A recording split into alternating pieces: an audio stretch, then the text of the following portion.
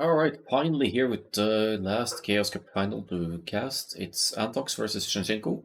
This is the bracket 2 final, so I'd say they're at least in the between the 1500 1700s range, something like that, off the top of my head. And this was played in October, late October, unfortunately. I've been having internet issues and having real life lots of work as well, so this is when it's finally getting casted. They've decided maps from the Chaos Cup map pool, like this Winged being the first pick of Antox. This is a surprising first pick, but should be an interesting one. Where Shinchenko moves on to pick one map, Water Nomad. It's been a map causing lots of upsets in this tournament. And Banning Crater, so it's not like the Sokotra style maps maybe, but also Mangrove Jungle being banned for Antox. And Aftermath. Next pick here, African Springs, Chaos pick. Chaos Pit picked, Sokotra finally, as one of the few maps left, and then you're left with only one map that's left in the map pool, and that's going to be the designated first game map, Northern Isles. So we'll start fresh with a naval map here. You see the Gudjaras and Japanese band here. And we have standout sims from Northern Isles here, maybe Malay, maybe Dravidians. Dravidians comes to mind, that's the ideal one. Vikings, possibly. Berbers, possibly. Italians, possibly. Good naval sims here, but Shinchenko needs some of those for Water Nomad as well, which could be Mayans, or now Persians, or Italians, so we'll see. But let's just hop into it and see what they bring us here. First game, Northern Isles. Chaotic naval map where you start with a transport ship. Usually you'll see that playing kind of a scout role for the players, as you could use that to scout where the fish are at. You could spot their dock nice and early, but you could also do quirky stuff like picking the Lithuanians here and pull off an instant rush with the transport ship. I don't think this is those players' style, but certainly an option, because you start with a free transport ship that's already been produced for you. You'll see them just scouting around, finding where it's most likely that the opponent will dock. If they're going to go naval fighting, they'll usually front dock, but if they want to play mass galleys, they could also dock in the back to have the fish safe for a little bit longer, but it's also a longer distance for the galleys to travel, so it makes more sense usually to dock here. Also now for the late game middle control, to assume this area specifically.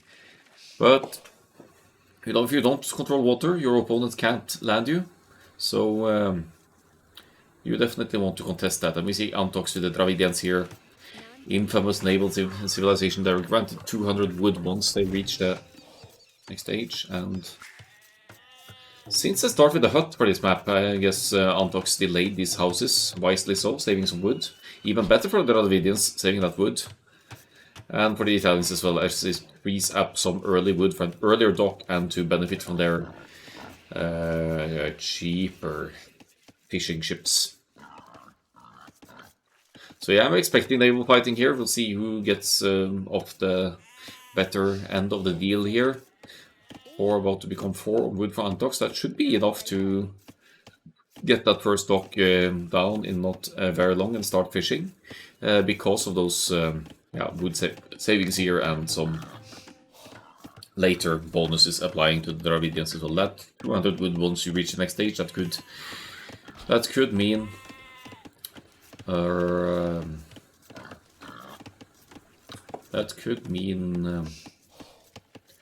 an instant blacksmith for your galleys, or it could be another dock without it impacting your production all much. That's an early landing with the scout for Shinchenko, but no just landing. He just wants to scout and know what's going on here. And that's a good thing. So, theoretically speaking here, if Shinchenko is able to get the castle up here, he freaking denies all of the golds of Antox. This is a horrible map for Antox. If a castle gets dropped in his face at some point, they'll basically have to contest the middle somehow. And a castle here, obviously good as well, denying a huge woodline, denying 2 golds, and almost a third one with Bodkin and Arrow and Bracer. Not loving the gold spawns here for Antox. So Antox will probably have to play this on the aggressive side to well, don't tell me he's gonna try and lame the war. No loot villager there. Good pick off for Shinshenko. Finds the back dock. Will possibly pick off the villager, but here come the quick walls. Shinshenko needs to move away. Sees the scout coming. Good reaction there. Pulling it away. Looks like there's double patches of ibex on these spawns as well, right? Yeah, in the back here. So Shinshenko has all of the deer behind the woodland. So not an ideal map for Shinshenko. Maybe this is how it spawns on Northern Isles, really, because there's 2 golds here as well, easily denied, but 3rd gold at least on the other side, so...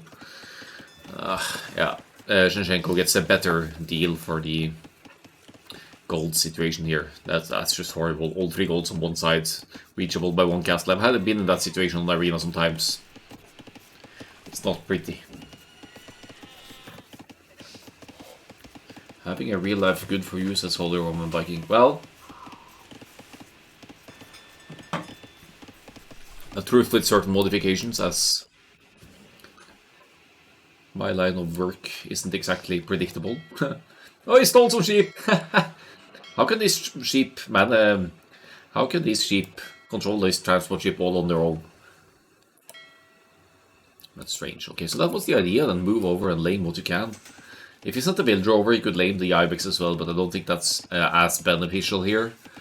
Looking at the food count here, what's the fishing ship situation? It's even, but with the cheaper Italian fishing ships, Shinshenko might have docked a little bit earlier as well, but he has the 4th fishing ship on the way.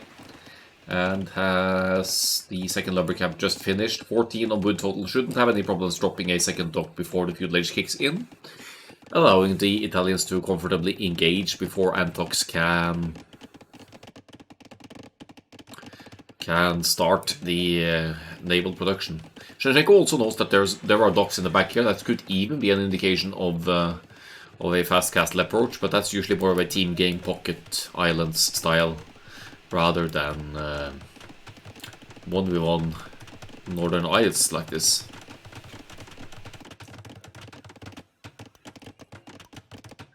Second lumber camp on the same woodland, but it's about distance, right? You don't want to travel all the way over here unless you absolutely have to, so I get the idea here for Anthox, but yeah, I guess it's saved a little bit by the 200 extra wood of the Dravidians as well. That helps out.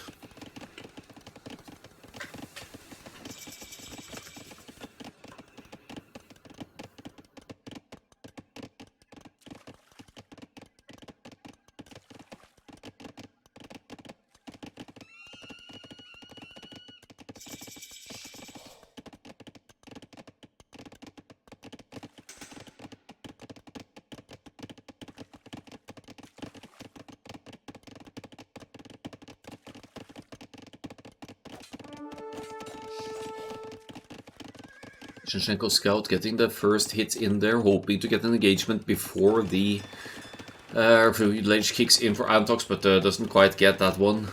And Antox with a better hit points situation here will proceed to take out Shinshenko's scout if Shinshenko isn't careful here. But the galleys, cover fire from the galleys will help out quite a bit here. No sign of any fletching just yet. Probably not going to drop the blacksmith just here for Shinshenko. He's worried about landing as well as walling the left and right hand sides just in case Antox has tried a landing here, but because the transport ship is over here. Galleys running or floating into each other here, but Shinshenko moving dangerously close to Antox's reinforcements, so we can't really engage there. And now with that Dravidian's bonus, the blacksmith is already up, fletching is already in. Antox in the good spot here with the Dravidians might have the superior receive here, even though Italians have a lot of things going for them on water as well. But late game you have the, isn't it the Dravidians getting the Tirasadai as well, that unique ship, which is very good against galleys because of their ridiculously high HP hit points. So should this go very late game, we won't necessarily favor the Italians here, but currently I'd say Antox is in a good spot. Saves the scout there, if you get the transport ship away, that is. There we go, we're fine. Would be cool if units would heal up in transport ship actually, but that would probably not be the most reasonable mechanic either.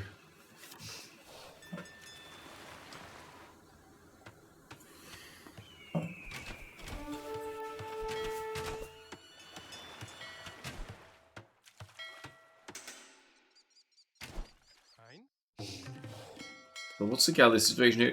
Shevchenko is hesitant to engage here because he doesn't have fletching. He has the numbers, he's about to get fletching, but of course he wants to get that upgrade in before engaging properly here. Still worried about that landing. There's no landing going on there.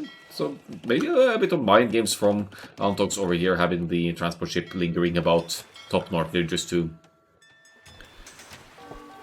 give Shevchenko some idea that there is a landing at work here. Which isn't quite the case.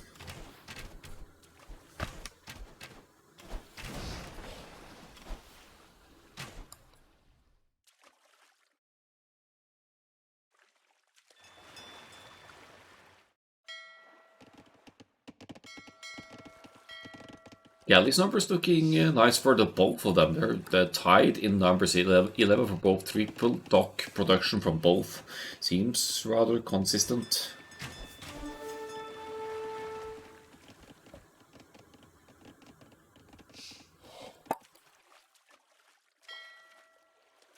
But Andox possibly at a disadvantage here now. Let's see if Shevchenko proceeds to move the fishing ships a little bit further away as well. What you could do when you have your transport ship, maybe you don't want to lose it to have to rebuild it, but you could use that as a meat shield in front of your galleys as well, when there is so even like this. But Shevchenko more consistent production here now. He is going to take the galley numbers lead. Neither of them have succeeded in taking out any particular number of units. Shevchenko with 1 kill, that's probably 1 galley of Andox, or possibly one villager. No, it's not a villager because it's there's no eco KD here, but 1 kill, that's all that's happened military-wise this game. So nothing of consequence here. Here comes the market. Antox might be preparing for the second age here, missing that second building to go up. Shevchenko already has both. He has the Italians. He's just missing a tiny bit of food to go to the next stage now.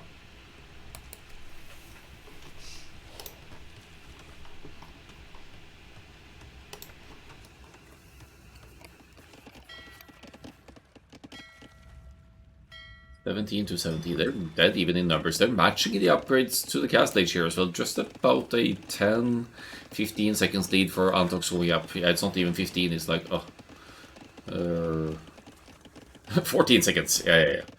So they're still evenly matched, but then there's another 200 wood for Antox to be had for the Dravidians here. Could facilitate an early ballistics if you have the university, or just to get the university at all, or just more easily affordable second or third town center, or a bow saw for quicker wood income. Of course, they both have double attacks, but the wood upgrades are arguably essential for naval play with the galleys because they're pretty wood heavy to produce.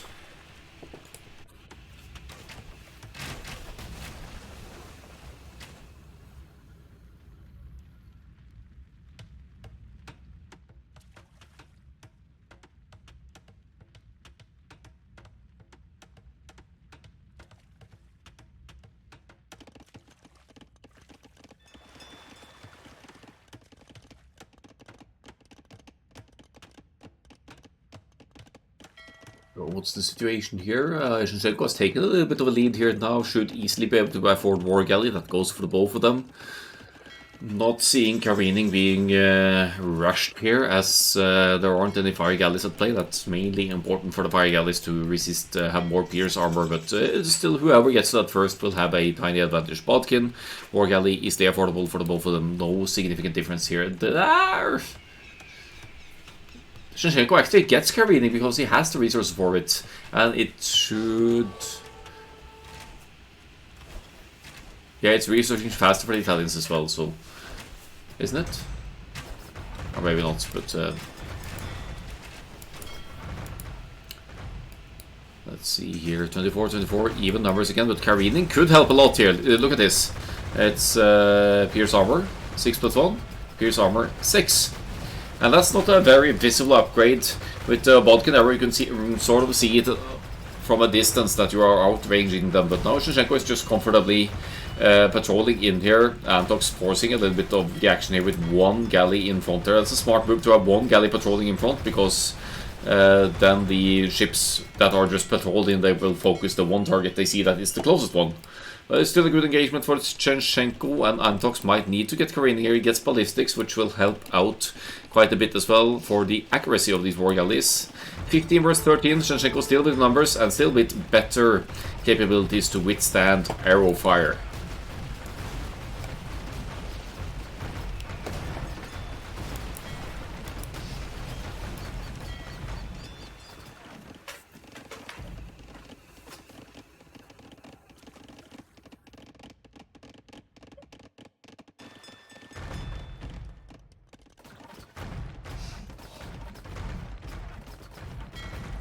Fishing ship still at work for the both of them, but they have not risked investing into any more. That's more affordable for the Italians at this point since they have cheaper fish, but I think there's no reason to until you're completely confident that you are controlling the waters. No landings either, no green presence on the Red Island and vice versa, but Shinchenko slight bit of a numbers lead here as Karenin is on the way for Antox, but there's still 30 seconds to go for that upgrade to kick in, which gives Shinchenko some momentum here, might even take out a dock as well.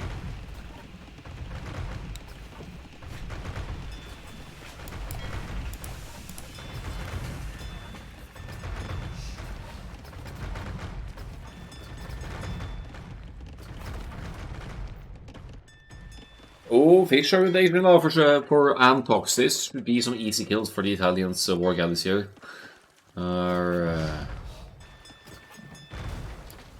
Yeah, gets 2 of the ships there. That's value, that's less food income. Actually, the food income is looking disastrous for Antox now. It's been relying too heavily on the fish, which means that the TC idle time has been increasing more. But I didn't realize he had so few on food. He was absolutely dependent upon the fish food income here and has started investing into farms, but he needs naval armies as well. You do not want to invest into farms on these naval maps unless you absolutely have to. So,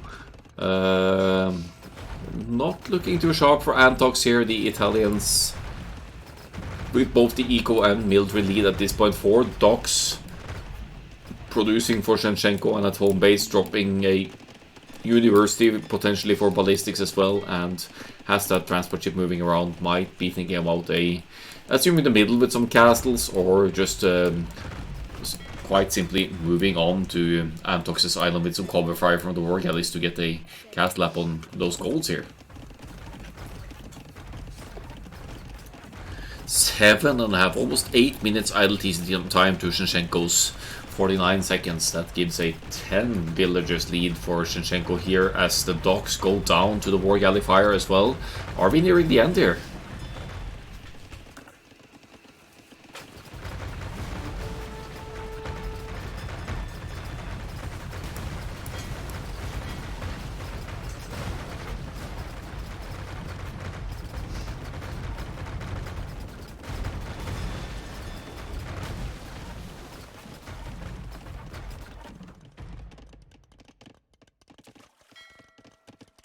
Yeah, what's the way back here for Antox? Antox needs to somehow pull off a landing here and take out some of Shinchenko's land economy. I think Shinchenko is 1 TC only, right? So he is vulnerable to attack on his home-based land here.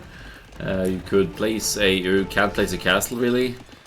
But how do you invest into land armies when you're pressured on water like this? I see some fire galleys diving in here. Not nearly enough here to take a justifiable engagement. But did move some fire galleys around here to contest Shinchenko's reinforcements, so that's not too bad of a move. There's a little bit of production in the middle. Forces a reaction at the very least, but look at the numbers lead for Shinchenko. It's 29 to 18, but he's also got 5 docks producing fire ships now.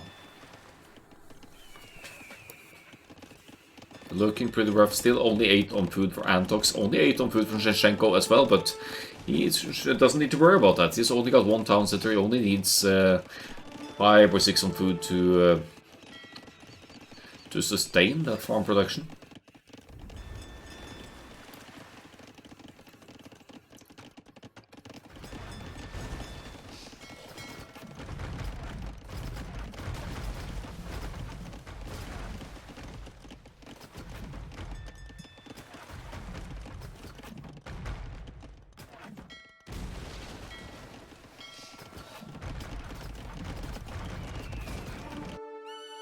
See the fire guys moving around. Maybe Antok suspects there are some back docks at work here. It makes sense to scout this area. He scouted it once before, not found any docks, but there's fish here. It could definitely be some fish at work in the back for the Italians. Does look to me like Shinchenko is in control, though. He's snowballing that military lead. Is now getting wheelbarrow, even though there are only a few farms. It's a means to avoid TC idle time and also increase villager efficiency overall.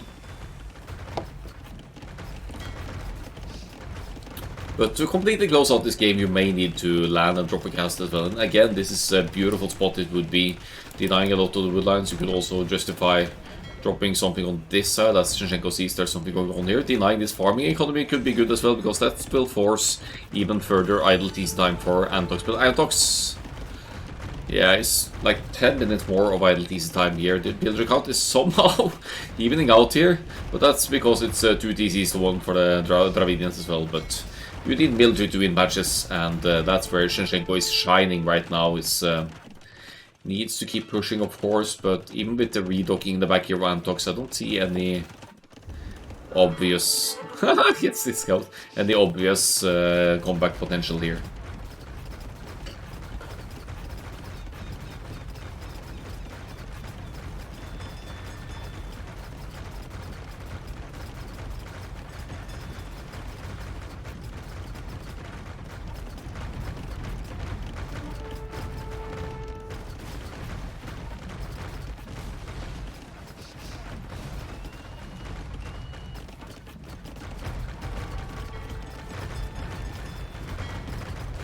Would be an easy, good engagement for Shinchenko here. Is all closing on that Imperial Age. He actually just clicked it as well.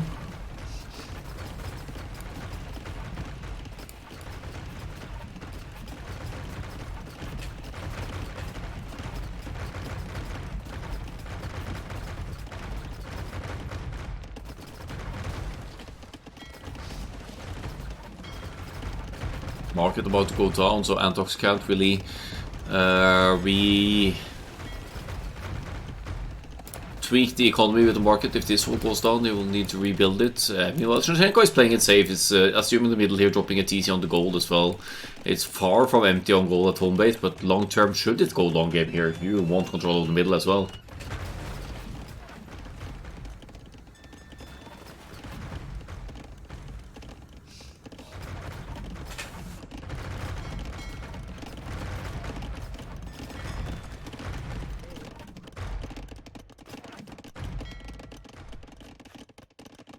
(19 to 42), but Imperial Age just 1 minute 20 away for Shinchenko here.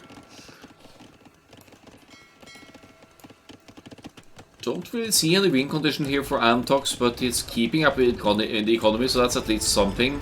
But you suppose you'll need to mine stone. It's not really doing so. We will probably need to get the cattle up to protect the production buildings, but then again, Shinchenko is just around the corner of Imperial Age here, and with Imperial Age comes the opportunity of researching chemistry and getting cannon galleons out. So, not really an option. Oh, having the fire galleys over here as well, probably on patrol, that's just perfect. I think Antox wanted to attempt a landing here, but this is not going to be allowed to. Oh! Shinchenko, why aren't you chasing the... How?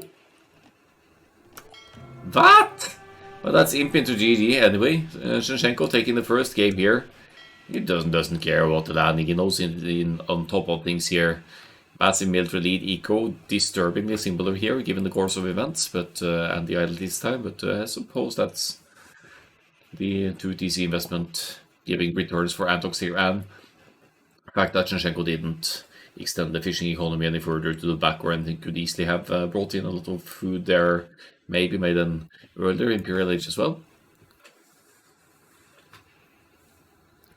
But let's just get through this one.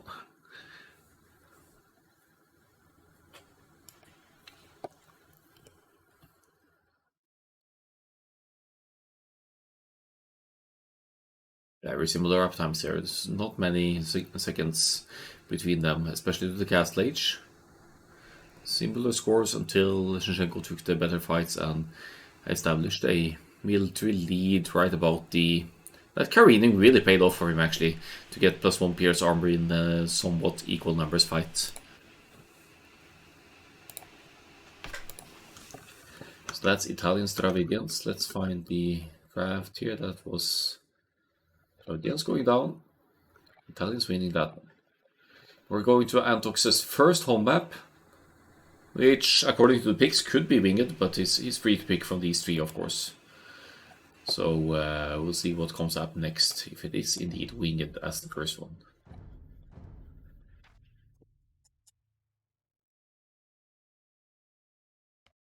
Winged it is, and we have Berbers versus Byzantines here, as you can see.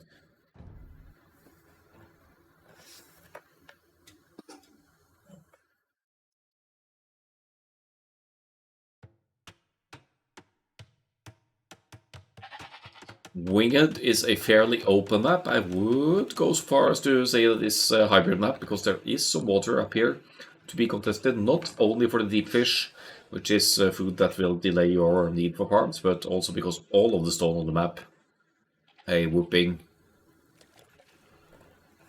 18.2k stone, is all collected over here. So if you want to build castles and secure your map positioning that way, this is what you need to control.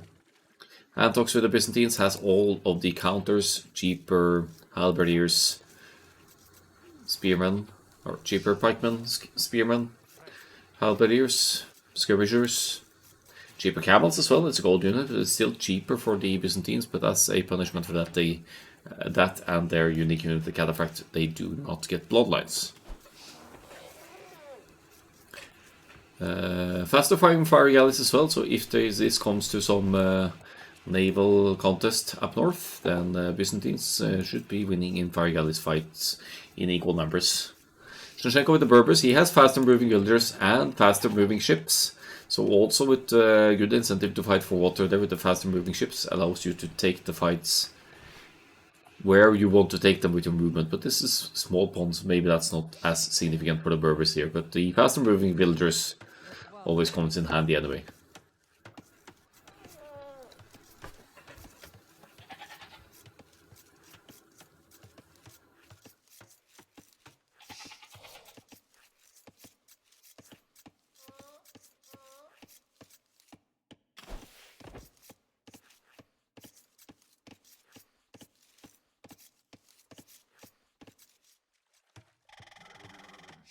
So, scouting the top side by the looks of it, looking for a good dock spot here perhaps. Also, yeah, I mean, could wall like this, I guess, and sort of, you could wall all the way to the lake actually, so you could close off your base long term. Looks like Antox is going for the dock here. I like that. I like that the players are making use of the waters, and in fact their dock timings are on point. They're similar here. None of them getting loom. This could be bad for the villagers. Here comes the villager to fight. Whoever gets loom first here is in at a great advantage, but Antox just goes for the quick walls here. Does not want to risk losing the docking villager, allowing Shevchenko to dock right next to her. And here comes the scout! Re-walling just in time. Effectively delaying the dock for Antox here, so well played by Shevchenko. Oh, he's gonna trap the scout now? Is he trapping the scout? Is he trapping the pathfinding of the scout? At least this quick walling in the dock builder. Yeah, he should be fine here. Took some HP loss to the scout, not the end of the world. And Shevchenko once again delays that dock a little bit further. Loom is now presumably in, so... But only for Shevchenko. That sort of sets his eco development back a little bit here, as Antox didn't bother going into the loom upgrade here. Relies on some flashy quick hold skills instead to get this dock up and start fishing in the middle as well.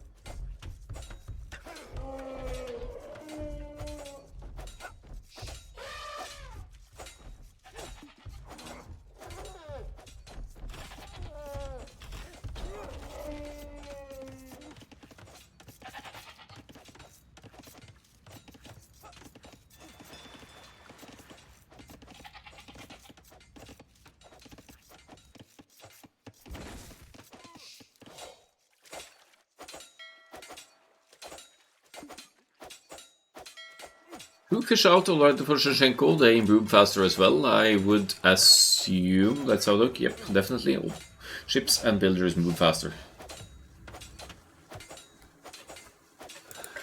Still, Shinchenko does not want to give in there. Oh, look at Antox is going to trap the both of them. No. No. You're gonna get this one as well.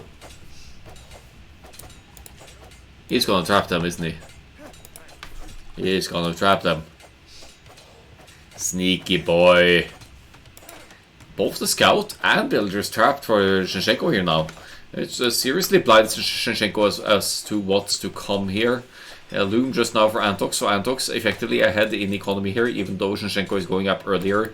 One more fishing ship for Shinchenko that helps out a little bit as well, but this is just a waste of builder working. This is essentially one builder less for Shinchenko, right? This is just pounding away at the wall and trying to find a way out here. Antox sending the builder back to re-wall, wants to keep that villager away from working here. Second lumber camp coming up. This could be the scouts from Antox. I didn't see a barracks yet though, so not entirely sure what to expect here. Maybe just one galley as well. As Shinchenko drops a second dock here.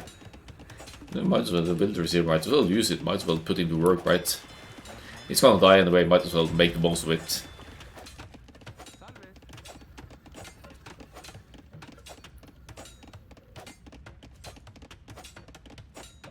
Seeing the second dock, Antox response as well. So this is going to be not land fighting at all, but it's going to start out with naval fighting up top here, as they are both collecting the deep fish with a similar amount of fishing ships, 4 each.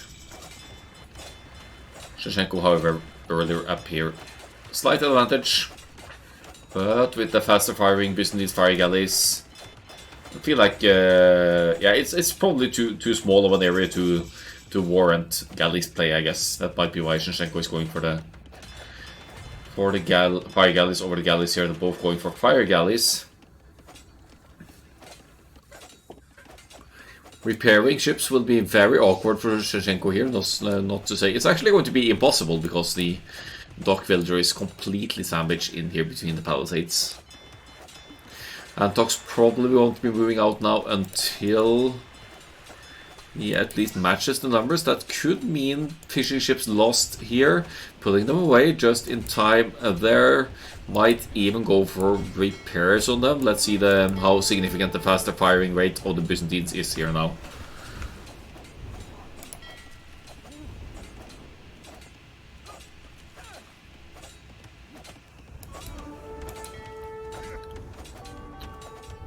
There's another villager over here, so Shinchenko could still get some repairs in.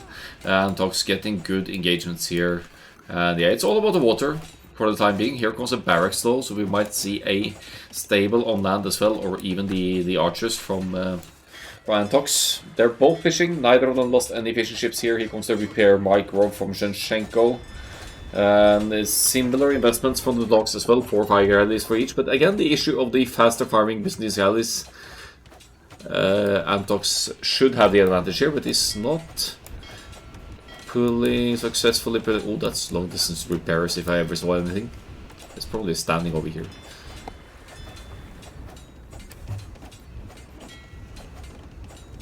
And now it needs repair. I'll just get one galley out here to finish this villager and the scout. Come on. 4 versus 4 fire galleys here. Red fire galleys firing faster.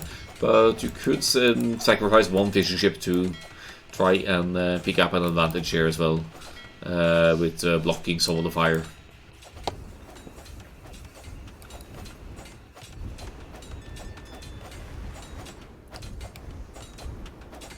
Demolition ship being added for Shinchenko is a good addition here. Blacksmith, range. Antox now going for the archers. The Byzantine archers, straight for the archers, more efficient at killing villagers compared to the skirmishers, which could go for a beautiful demolition hit there from Antox. Ooh, fire galleys go down right now. Great engagement for Shinchenko, but Shinchenko admittedly having invested a lot into the water now. Is this worth it for taking out only 4 fish and liberating your docking villager? Antox is definitely behind in the economy now, lost all of the fishing ships.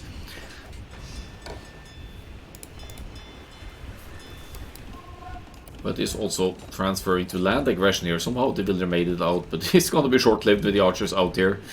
Unless Antox decides not to scout comms here. Villagers fighting that one.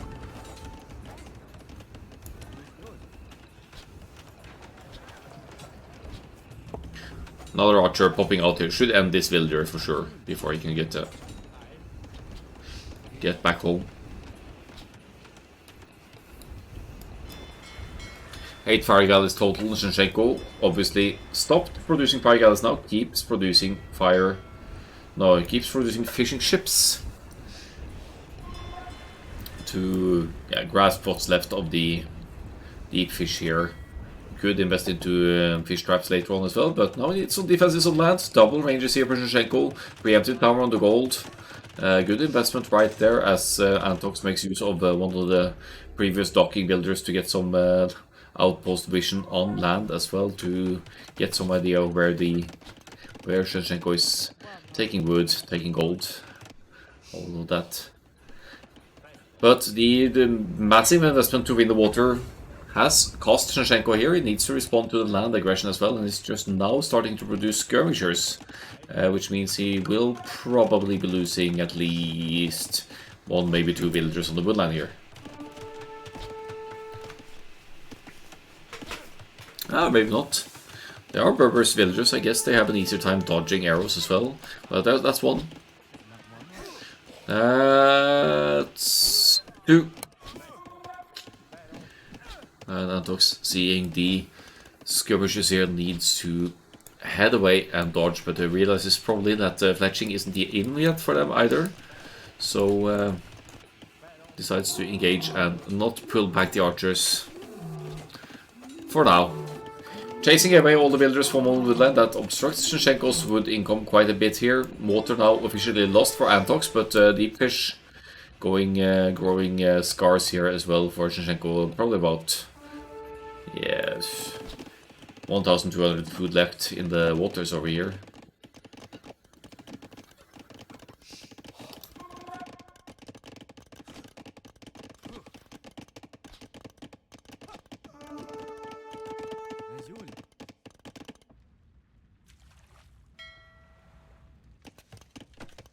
The good thing of this aggression for Antox is that Antox has forced Shinshenko into investing lots of wood and gold into these fire galleys that are now essentially just taking up population space. They're protecting the fish, yes, they're protecting the stones, but it's also set back Shinshenko's situation on land. Shinshenko, at first glance, seems to have some kind of eco lead here, but he is behind in actual villager count, isn't he? 43 to 38 here, as Castle Age is being researched for Antox. Massive lead to the Castle Age for Antox. As Shinshenko has gone into basically full skirmisher defense here, a little tower on the gold as well to keep that safe. He is gonna keep consistent food income until the fish runs out, but still 500 food to go for the next stage here. Not doing Shinshenko any favors. I'm not sure what Antox's follow-up would be here, but seeing all these skirmishers, it wouldn't be half bad to go for the Byzantine Knights here, actually, even if they don't have bloodlights.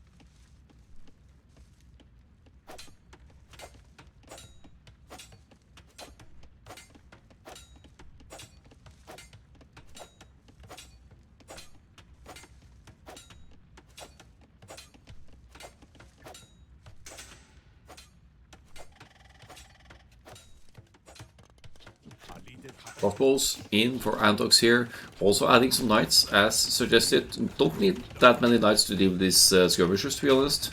Crossbows with Arrow should have an easy time on their own to deal with these skirmishers here, as long as they keep their distance. Shinshenko with a sizable army here, but still got about 1 minute to go for the Castle Age.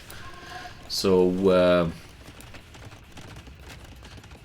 some good towers here actually. Will keep that woodland quite safe from ranged aggression. You can't camp one tower if the other one is even in range like this. That keeps the army safe as well. Naval situation, of course, in Shinshenko's hands here, but now with the deep fish running out, the 9 fishing ships will run idle once the until fish traps can be made in the waters. Antox extending the economy on land instead. Second town center going up just now. A couple of knights added here as well. +1 defense is in. This is mainly skirmishers, so that shouldn't be too much of an issue for the knights to deal with if they spot it. Crossbows as well. Good focus fire. The feudal age armies here, no problem. Would be even easier with ballistics, which will be kicking in at some point unless Antox wants a third town center first.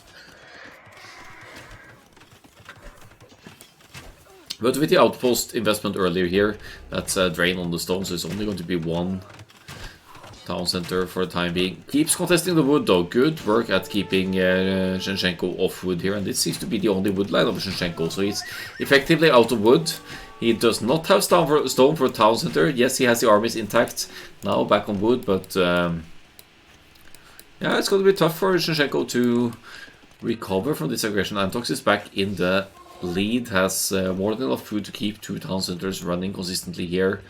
Might not be in Antox's interest to contest the water at all just yet, considering that so much damage has been done on land by now. It keeps queuing more knights now with the yeah, healthy food economy to back at 19 farms should be enough to keep at least 1 to 1.5 consistent, stable production of knights. I think we need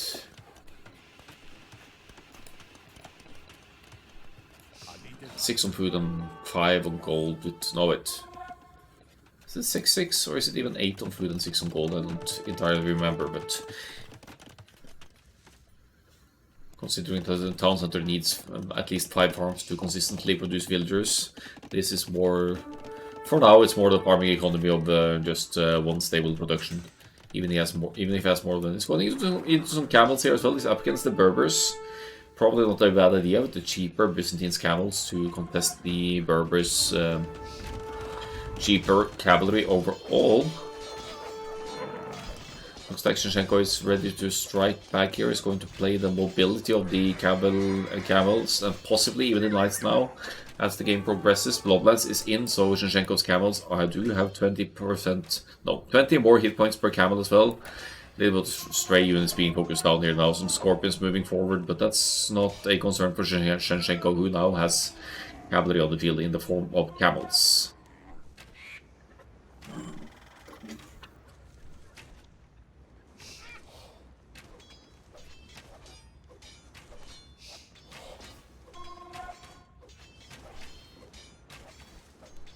So they're splitting the map effectively in half now. It will be in both of their interests to start contesting the middle. I see one villager, no, more villagers moving out here, quite a few. Town center in the middle to start with. No stone mining for Antox, so Antox won't easily be able to drop a castle in the middle just yet, unless he'll want to use the gold abundance to buy a castle, buy the stone for a castle. Still assumes the middle there, as Shinshenko with the naval control keeps control over the stone of the map. So it could also explain why Antox isn't able to mine any stone for a castle. If he tries for that, the 5 galleys and possibly an addition of a galley or 2 of Shinshenko should easily keep Antox off the stone mining. Byzantine's cheaper camels starting to shine here. They are 11 against 15, but they have the cheaper price, so it should be easier to mass them. Shinshenko, however, has better upgrades, way better upgrades now. It's getting iron casting for the camel versus camel fight here as well. And now with some more camels joining in from over here, he has the numbers advantage and a huge hit points advantage here as well.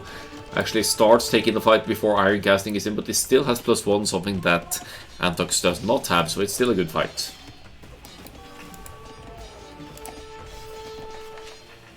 Sorry.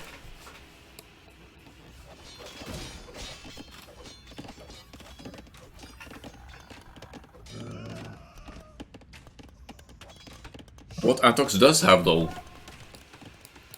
is a massive eco lead. It says 58 to 74, but 9 of those are fish for Shevchenko, and that fish is going to run out. So this is going to be 9 idle fishing ships in just a few, maybe under a minute even. So they need to seed fish traps, but there's only 19 on wood for Shevchenko, and Shevchenko, a fish trap costs 100 wood, I think. So that's gonna take quite a while until Shevchenko can start bringing in food from the waters again, once that fish situation has run out. He also didn't start mining stone, even though he has the control over the stone up north there, so that's a bit surprising to me. He could easily reclaim the middle here with a Berber's castle, maybe even make some of the Camelotcher unique units. But he's going to start pressuring the middle with siege instead. But with the 20-something builders lead for Antox, Antox feels like he's in a good spot here.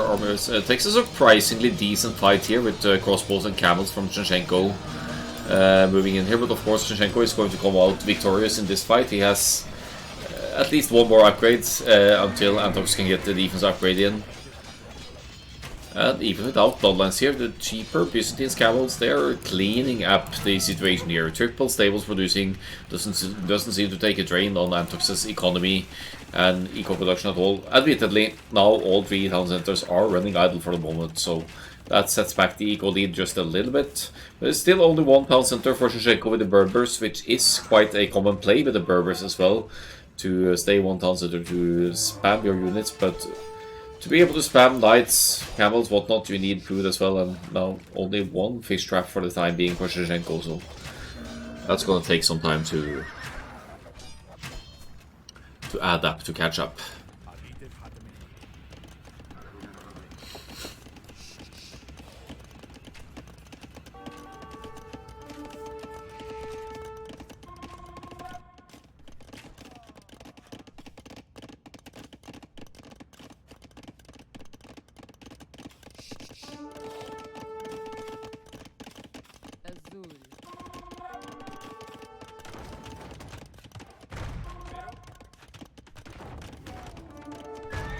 Enter more of the trash camels here, we have to call them that at this point. Let's see the amount of stables. Should be at least 4 stables here for Antox. It doesn't even care at this point, has +2 defense for the camels, treating them like knights here. Diving in, sniping crossbow numbers, Shevchenko being overwhelmed as Berbers here with Byzantine's cavalry. It feels like a little bit of it feels kind of backwards here, but with the massive economy lead, that's the key point here, right? It's not that Byzantines are able to outspam Berbers in a normal even match. It's more that oh, whoa, oh, this could be a lot of dead villagers for Shevchenko. This doesn't look like the castle drop, but he only has 5 on stone, so it can't be a castle drop. He brings the crossbows to protect the mining villagers over here. Clearly run out of gold at home here, but Antox just overwhelms it here. This could be a game-ending fight, to be honest. There's so many villagers gonna go down here with the camel spam of the Byzantines against the Berbers, which is... it's confusing to say the least that the Byzantines can overwhelm the Berbers with cavalry like this, with camels mostly. But it comes down to the early blocking of blocks here from Antox here as well, forcing Shevchenko to really invest into water, maybe over-investing with the 8 fire galleys, but he's up against a faster firing fire galley civilization, so that's why he did it. Had to replace the... well, had to get the fishing ships working with fish traps as the deep fish run out, so that's a drain on the wood economy, and as you can see, that's also being contested on the left-hand side here by some stray cavalry units of Antox. So Antox really playing the mobility of the Byzantines, playing them rather aggressively, even though they are classified as a defensive civilization. I'm still surprised at the cheaper Bloodlines cavals still being able to take such advantageous fights against the Berbers.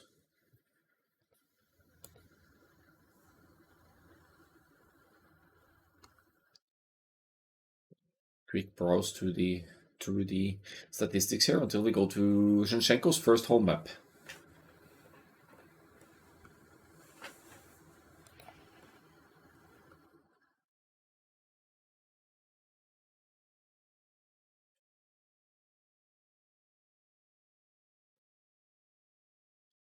So, back to the map draft here. That is Antox winning the first home map. We will be going to Zhenshenko's home map, which could be Water Nomad.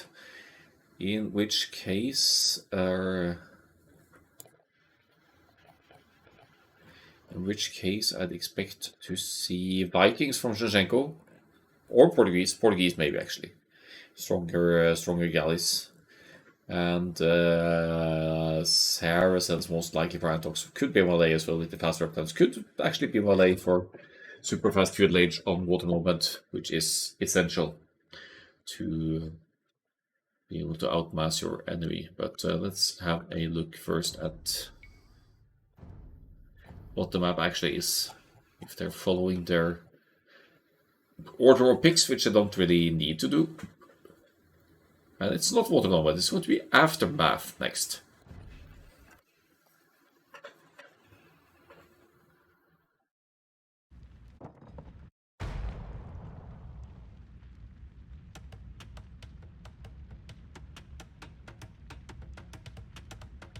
So Aftermath is... We have Bulgarians against Persians here. I assume Shevchenko wants to instant rush, so to speak, the trading posts over here. Because these trading posts, it's crucial to control them. It's gonna give you a steady resource trickle, so you want to convert them as early as possible. We can check the stats as the game goes on to see the resources trickling in here as you hold the post. See that? 1, 2... It's about 1 resource a second, right? It's not bad. But right now, as long as they control 1 each, not a big deal. Antox moving out already. He has Loom in, but he does not have a barracks, as is the case with Zhenshenko. So Zhenshenko going very aggressively here, out with 1 militia to contest this trade workshop. Loom is in for Antox, but Zhenshenko tries to assume some heal advantage here. He's going to give up this trade post to Antox, but there's a militia about to move out here to start fighting with the scout on top of the hill here. So, and the scout moving over as well. Second militia will probably move over here to take out Antox's villager, who seems to be trying to wall off the trade workshop, which in theory you will be able to. You can't build on this terrain, but you can build further downhill to deny opponents access. Militia fighting scout, that should be the scout winning, but here comes Zhenshenko with his own scout. And if this fight isn't won by the militia, Zhenshenko is going to get it with the scout. Unfortunately, he's blocking himself. Should probably path the other way around to prevent Antox from reclaiming. Here we go, here he comes. And he's going to get it. Antox moves away, will want the scout to live, but is he going to lose it? He might lose it actually. Keeps that trade workshop for quite a while. You see the resource difference here when you control both of them, but here we go, it's back in Zhenshenko's hands. It's also sending a militia over here, and since this villager is already weakened and the militia has higher attack, this should be favoring the militia, and Zhenshenko will be left with 2 trade workshops. He almost has resources for another militia as well if he wants to. Lithuanians are strong on the map, on this map, for the reason that they could contest the trade workshop instantly like this, but the same is the case for Zhenshenko with the Persians here, because Persians start with 50 extra food and wood. So you could drop that barracks instantly without it impacting your early game all too much. So we see a more idle time here for Zhenshenko. But again, if you control both of these trade workshops, it's going to give you an eco advantage.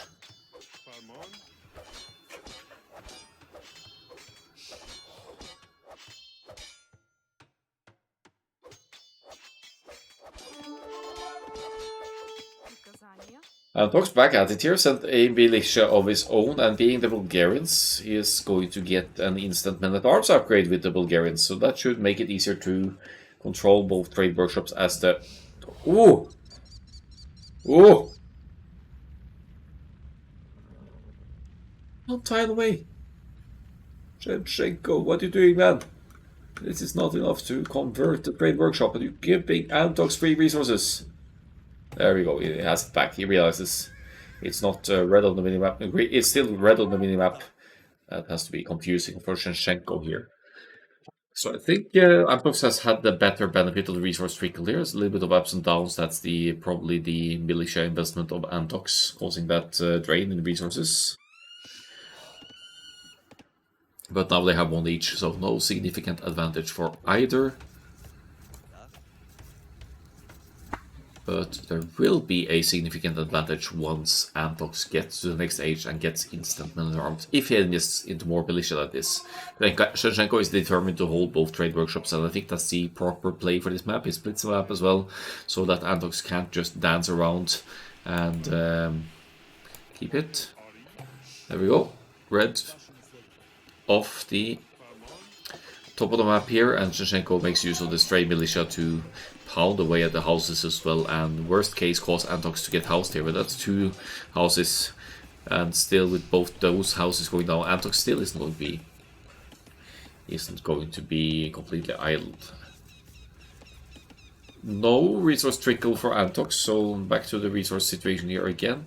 It's the most interesting thing to follow on on the Aftermath, to be honest, because now you can see that 2 trade workshop trickle starting to kick in for Shevchenko over here, with that Faitoria-like trickle of all resources except from stone.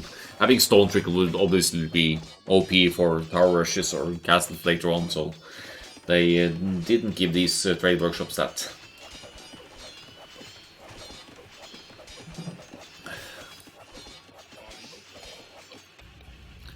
Here comes the militia again, but they are going to be men-at-arms very soon, so Antox is going to reclaim at least 1 trade workshop over here. Shevchenko not even up yet. He's been investing heavily into militia.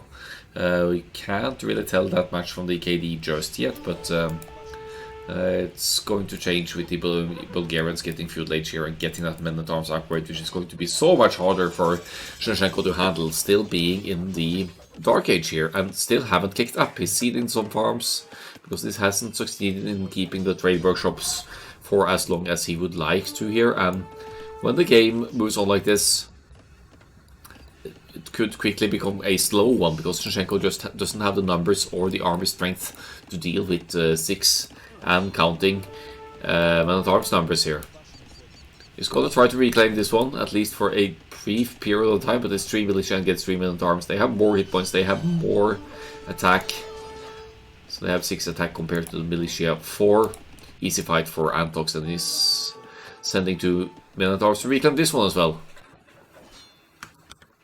Back to the resource trickle. Shevchenko possibly a little bit ahead, but he also didn't spend any resources to go to the next age here, as the men-at-arms are everywhere. This is Antox all-in men-at-arms play here with the Bulgarians, and for this map it's working out.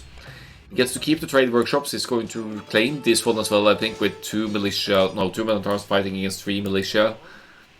Shevchenko will move around and around and around and try to keep this one for as long as possible. Finally clicking to the feudal age here.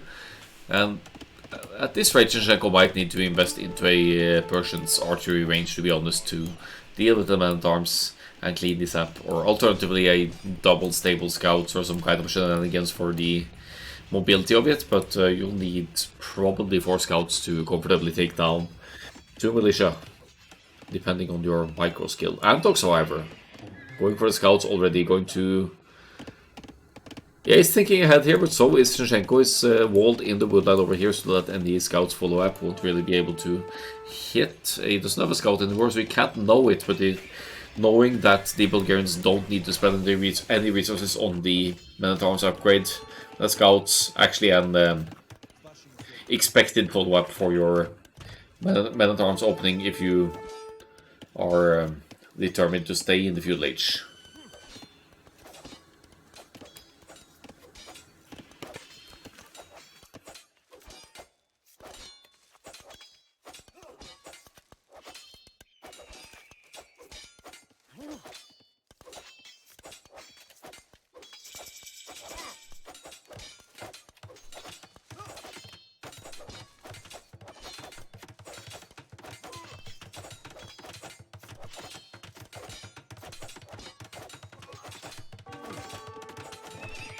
Couple stable Blackness to Zinchenko. I have no idea how he's able to afford it, but is he going to go Cast Late here? Is that the play?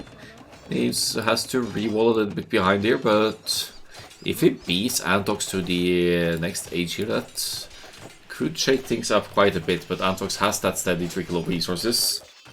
Doesn't show all that much. We'll see for the end game stats, I assume, but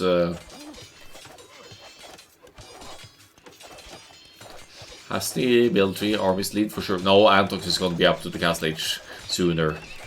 Not sure what Zinchenko would do here. He's going to sell the stone, probably buy food if he needs to, and try to get to the Cast Age and pump out some of those Persian Knights. But seeing the Bulgarian's player beating him to the Cast Age with about a minute, that's going to be demoralizing for the green player here, knowing that these trade workshops generate 3 resources for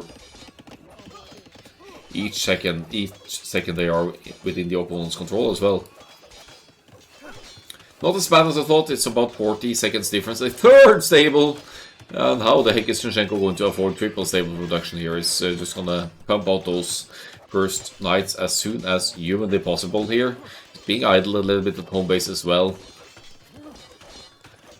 And I can see what he's thinking here, but with the opponent being up to the next stage sooner, it's looking rough for the Persians player here. Not sure if he's gonna hold it just at straight at the GG right at the Cast Age point here, but Antox is looking ahead as well. Actually, second barracks here is gonna go into a little bit of spear pikeman defense maybe. So the Cast Age is in. 30 seconds to go for Zinchenko, but where are the resources to produce from here? It's not going to afford much here. We'll probably have to sell stone and buy a little bit of food to at least produce out of 3 stables here. But with Antox already up, already getting that longsword upgrade as well, he's going to tear down buildings even more quickly here. And now he's into the woodline as well as Zinchenko re-walls. But what does that give him? He has to fight longswords with villagers. It might be able to take him out, but ooh, that's gonna hurt. He's got a lot of things going on over here as well. And behind all of this, there's the steady resource trickle from both the trade workshops from Antox. Woodline idle for a long time. 0 wood for Zinchenko. 2 knights in the production here. But this most certainly looks like Antox's game on Zinchenko's first home map.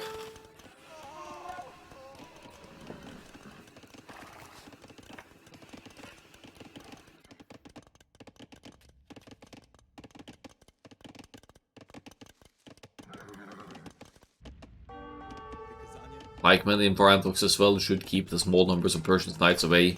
Antox just seems one step ahead here, and he refuses to let go of both trade workshops here. He's actually not got anything controlling them anymore, but that should be an easy task for the pikeman rather than chasing the knights to just reclaim the trade post, because knights can't do much about that at this stage. Food count very, very low for Zinchenko. He commits to villager production still, but after this one, unless he uses the market, he's going to have the TC running idle. I believe he just doesn't have enough farmers and foragers working, and the mill isn't there anymore even, so there's no drop-off potential for the Persians here. Beautiful quick walls there, keeping the knights away, getting some serious hits in on the unbloodlined Bulgarians knights here.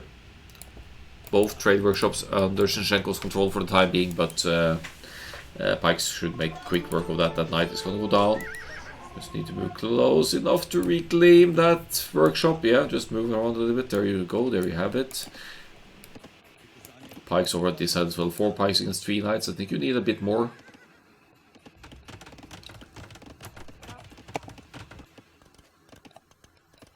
Antox massive builder lead though, 10 builders ahead, massive military lead as well, and he has the counter unit out on the field, even adding some monks now. I'm not sure if that's for relics or if it's for conversions. It's mainly for conversions most likely. Once again, reclaiming the trade post up top here, probably. As Shinshenko has gone into some camels here because he's seen knights on the field, but there are pikemen here as well, so the camels will have limited effect. Looks like there's an opening on the woodland again, and once again Antox is obstructing the wood income of Shinshenko. It's just everywhere, and that's the GG. Second game for Antox here. Gonna go into the second home map of Shinshenko quite soon here. Antox with a convincing eco situation for most of the game here. Getting that steady trickle from the trade workshops for longer. That could be the main factor for the 2k difference in resources here, to be honest. Military score higher, of course, did have more to produce with. More resources in the bank. Well, it's not obviously you need the production buildings, but 2310 KD, that's a teller as well that he's contested the map well.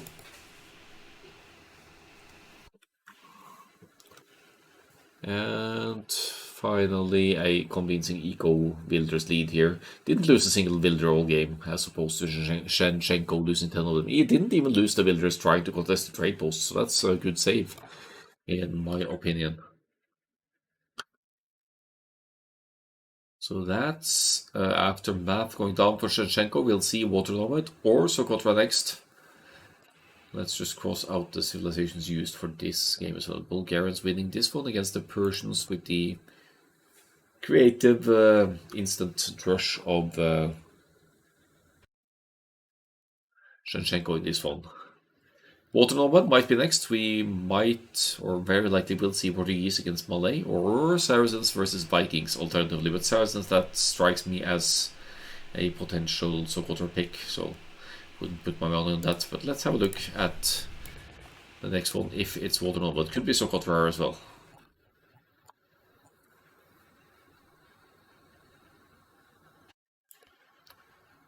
Game 4 is Water Nomad. We're in for a chaotic game here, and it looks like we have Vikings versus Malay on our hands here.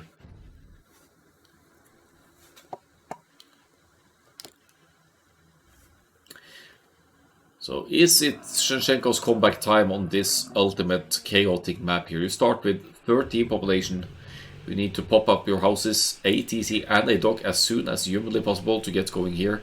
Vikings, slight advantage there in terms of the housing business as their docks come at a discount. So it's more manageable to get everything down. Not to mention that once the next age kicks in, your Vikings instant wheelbarrow and handcart, or wheelbarrow and later on handcart in cast age will do you a huge favor in terms of resource income. That makes it a lot easier to spam the galleys, which is the go-to unit on Water Nomad, because you can move anywhere on this map with ships. This is hybrid terrain or mangrove shallows terrain, so there's nowhere your ships can't go except through the woodlands here. It's a bit of a close start as well, so the timing of the feudalation is going to be increasingly important here, as the players will know their... Ooh, wait, hold on, advantage. Antox here. Antox knows the location of Shinshenko's TC. Shinshenko might not necessarily know the location of Antox yet, but he's scouting with Water Buffalo units here. He's gonna find them soon enough. Well, they 66% faster advancement through the ages. That's their huge advantage on this map. You want to get to the feudalation as soon as possible. Start pumping out galleys. Start denying opponent resources. Shinshenko is in the chat. Welcome. Hello, hello. And neither of them has a safe gold on the... well, okay, this is semi-safe actually for Antbox. It's covered by the TC. But in an ideal world on Water Nomad, you get your town center both on a woodland on a gold, because then it's going to be slightly harder to deny your gold income for your inevitable galley production.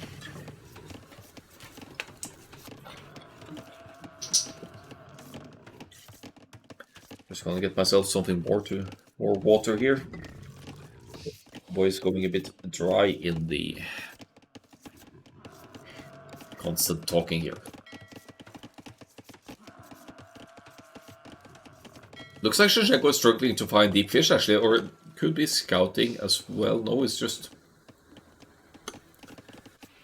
Bit of an awkward dock spot here. This is a valuable food collection that's getting wasted here for Shinchenko. But yeah, look at the worker efficiency. I suppose that applies to fishing ships as well, right? So yeah, he finds that one as a long travel to the dock.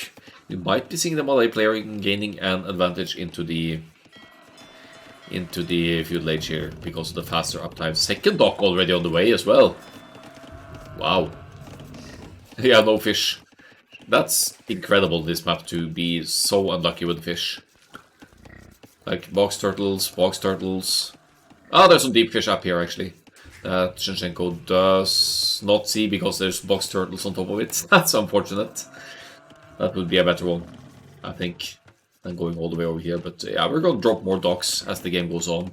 Food income, not too shabby. Shinchenko is spending most of the resources or villager time currently collecting food underneath the TC. So all in all, maybe he'll be able to get up at a reasonable feudal age timing here and contest Antox's production, both with both buildings for feudal age now. Shinchenko somehow clicks up first, even with that long distance fishing and the worker efficiency down to 30% less than Antox. But clicking up first against the Malay, that's not enough, you know, you need to be much faster to keep up. Same population, but 66% faster for the Malay, since that's their civilization bonus. See, that's the issue of second language, you know, sometimes you just have to stop mid-sentence and think, what was I actually going to say here? And then, yeah, kind of messes with the flow of things.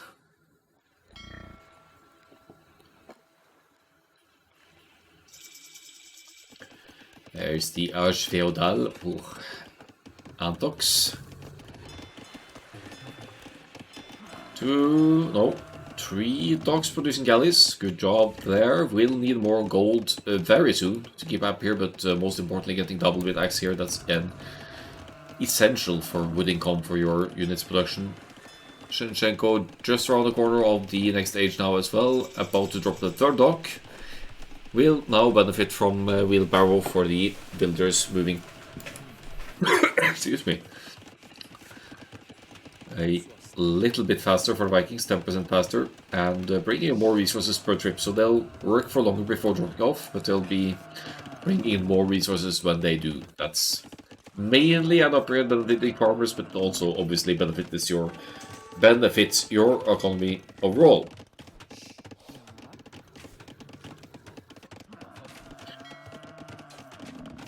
Very awkward starting position here for Shinchenko. Imagine if that was a demolition ship, it would actually be getting great value here, but he's off the gold, seriously obstructing the resource or the galleys production. Not just yet, but very soon, as there's 0 on gold for Shinchenko currently. They both seem to know what's up here on this map. It's 3 galleys in production for Shinchenko. Going to get back to the numbers here unless Antox keeps that consistent triple dock production as well. But it's Shinchenko who's under the knife here, so to speak. Neither player is going to be able to get to fletching anytime soon, as they need to pump out the units. And in Shinchenko's case, where is he taking gold now? Can we... Oh, we can't click on any gold miners, but it's... Maybe it was over here again. So see the gold? Oh, that's unfortunate. That gold is in the fog of war of Shinchenko, so he needs to move over here where Antox can chase him. But not quite keeping up with the numbers here. Might lose a villager on the way over there as well. Good thing the move faster, they're harder to hit. And that's one down. First villager kill for Antox over here.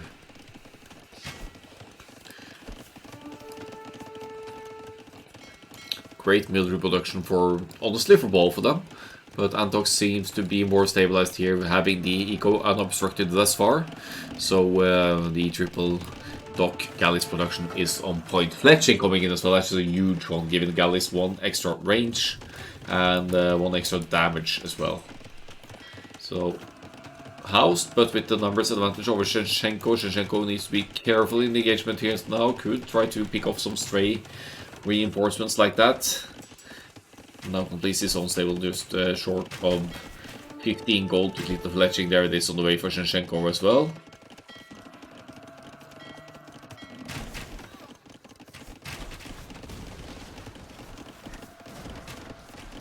But Antox making the most of the fletching upgrade here. Getting some proper engagements in here. As Shinchenko dives in with the villagers to repair the bits of all this. Is that worth it? Has lost 5 villagers, but it might still be worth it. Look at the eco situation here. Antox has been micro units and been pumping out galleys, and has, as a result, been left with higher idle TC time here. And somehow Shinchenko has stabilized in all this. He has the slightly faster moving villagers because of wheelbarrow as well. And repair micro is going to be worth its weight in gold here now, because now they're actually with even numbers of units, both with fletching here. And with the villagers not being disturbed here, that's actually going to be a good fight for Shinchenko. And that was only 3 villagers behind. That's the equivalent of the wheelbarrow research here, if Antox ever goes into that one. Not that he should, it's mainly a farming upgrade. But yeah, this saves a lot of gold for Shinchenko, having to keeping the ships alive, not rather than having to replenish them from scratch. Let's have a look at the dock situation. Just 4 docks for the Malay now. Not with the income, gold income especially, needed to sustain 4 docks consistently here. Not just yet. Shinchenko on 3 docks, but his docks are cheaper, so he saves a little bit of wood in that regard as well.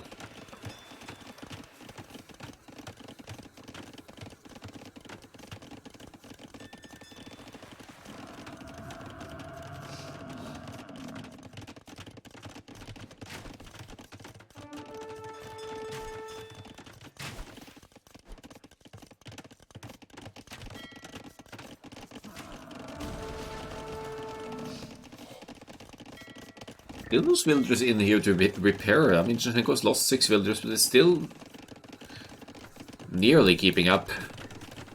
Even not having any not killed any eco units of his own either.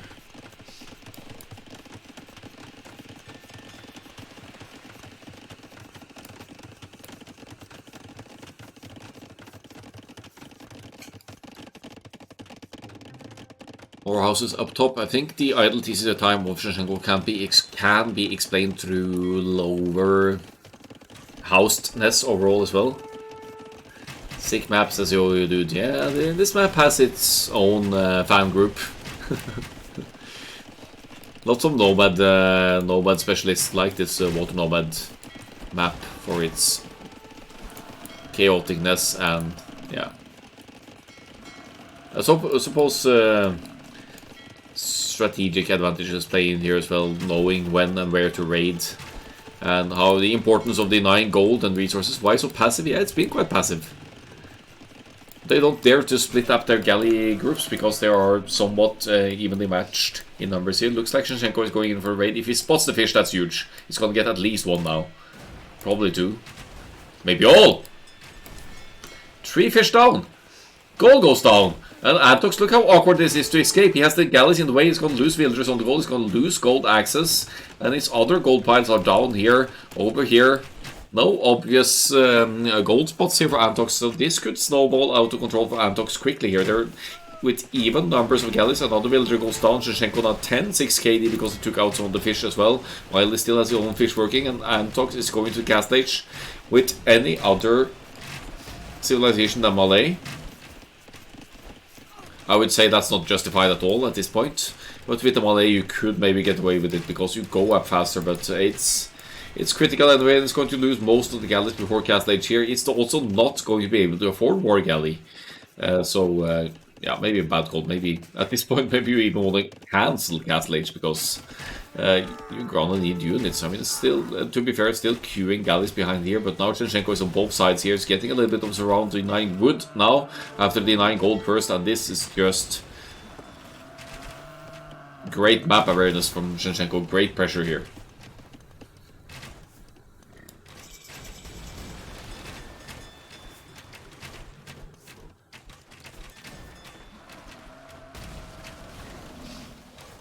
FC into GG, yeah. Certainly looks like it, looking at the resources at hand here now. 8 galleys against 11, but 5 docks now producing for Shinchenko. He's in no hurry to get to the Castle Age. He can just keep denying the gold and the wood income here and spread galleys everywhere now. There's not any point of refuge anywhere here for Antox, and he's outnumbered. Is getting Bodkin Arrow, which helps the fighting quite a bit. He's not going to be able to get more galley, obviously, looking at the resources. But he deals more damage with his galleys here in somewhat equal numbers as the last fishing ship goes down as well, and the food situation is just at 0 for Antox. Absolute 0. No villagers producing, no food to produce villagers here. And since Shinchenko still has his 6 fishing ships working, he's going to at least be able to queue villagers semi-consistently here, depending on the efficiency of the fishing ships.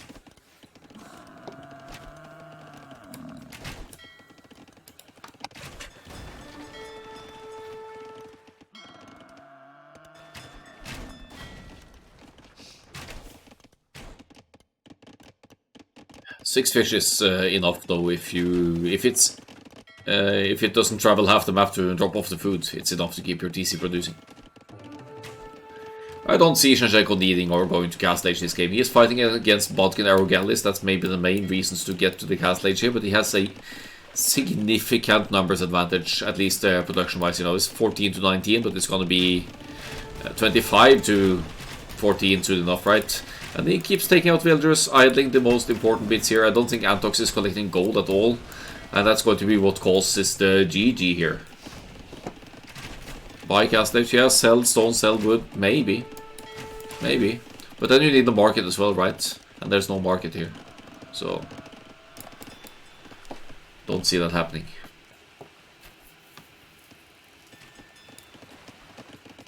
But you just keep idling the opponent and close it out in feudal age here.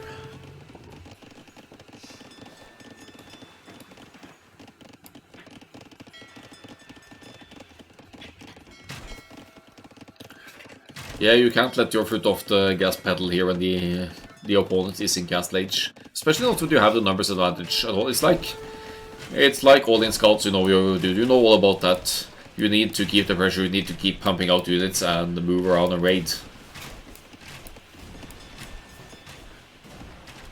Cheaper to buy Castle Age than make farms. Yeah. Yeah, or fish. Maybe. But you still need the market and you need the wood for your galleys production, so.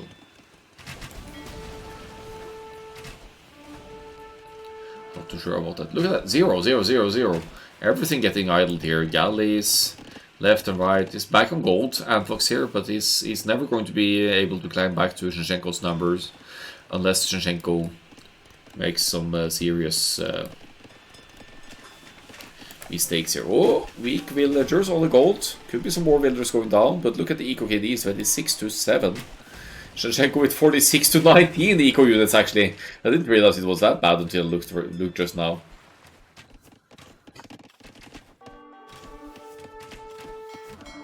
I prefer to make farms since Shinchenko, and you could do that as well, but there's an endless supply of water buffalo over here as well, so even then you're gonna, it's gonna be long until you need to actually start farming or adding fish or whatever here. Some last hurrah raids here from Antox probably. Just look at that idle TC timer ticking away. He doesn't have the food to produce villagers at all. So it's going to fall further and further behind as Shinchenko keeps killing eco units as well. And he's going to clean up the raids up here, even lacking Bodkin Arrow. It's keeping track of the enemy army movement.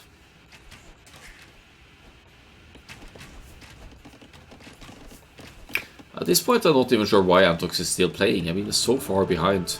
He must be looking at the score, I bet. It's only 500 difference in score. That could be, you know, the Castle Age research, the resources spent, units.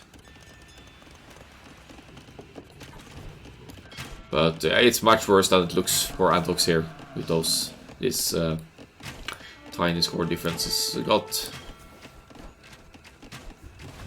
4 times the army strength on his opponent's side here. Maybe some raids can get it back into it, but he'll need to obstruct the wood and golden to put a stopper to the Vikings' resource income. Galleys going weak as well, Antox could barely even afford repairs here.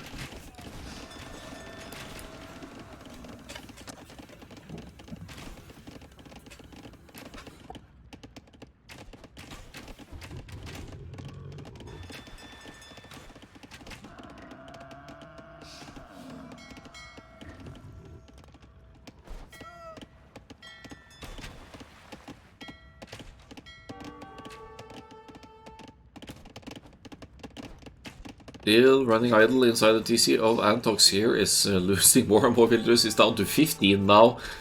3 times the villagers for Shinshenko, 3 times the military as well. He's dominating this one, but it is his home map after all.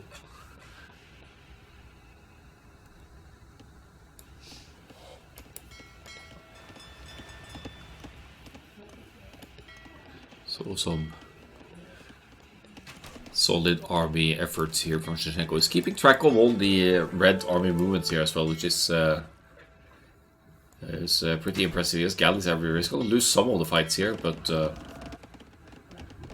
don't think Antox realizes how far behind he actually is here. He's 1 age ahead, yeah, but I mean, is it a requirement to call GG that your opponent flexes with a cast edge upgrade? I don't know, man.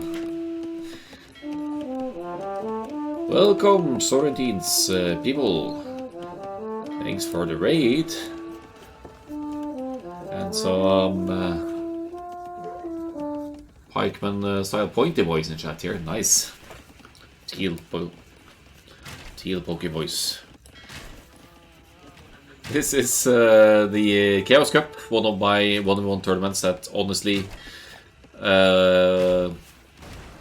realistically I should have been casting in late October when this was played, but I've had internet issues and I've had real life work taking up too much time as well, so I'm finally catching up on it. This is the bracket 2 final. Shinshenko, are we looking at 1500, between 1500 and 1700-ish here, maybe? 1600, 1700? I don't think I have the rank commands working anymore, but that's about it. They're in the 4th game of a potential of 7 here, best of 7. I still have no idea when Antox hasn't called it, because he's at 25 pop to 85 pop here, and he just refuses to give up. Maybe he's just trying to exhaust Shinshenko's situation. And this is the time when Shinshenko should have started demoing TC. He could, because there's nothing protecting this TC. He said it. Indeed, he did. He's playing it safe though, Shinshenko. He's scrambling up a defensive cast layer as well. He's gathering upper cast lage. Maybe just, you know, do I really have to go cast lage here to force the GG? Come on. Don't you know you're behind?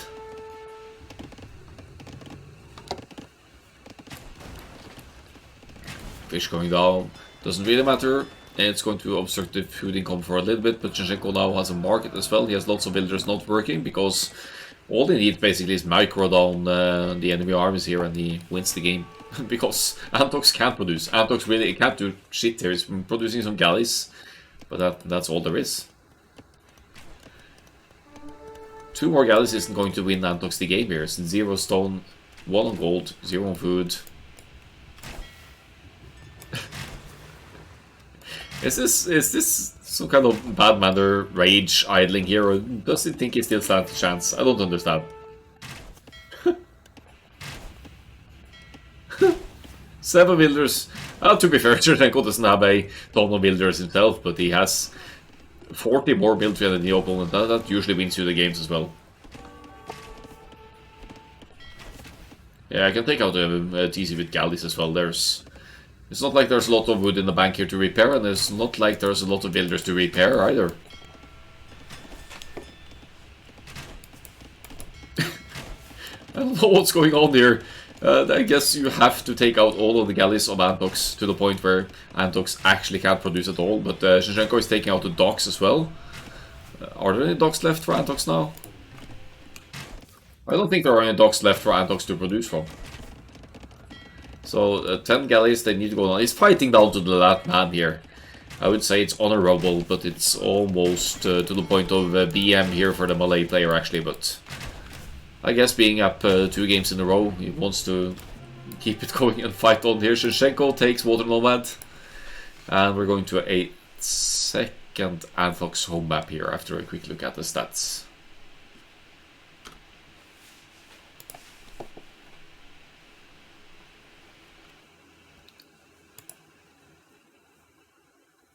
So you can tell from the military score that at this point already, at the 19th minute, Shinshenko is grasping a military lead. It was even for a bit, but then as he took fights and managed to raid the economy, obstruct the production, he comes out on top.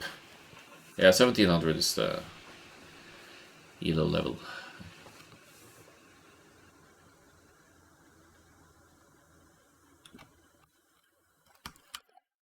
Yeah, 6, no, was that 11 pop resign? Yeah.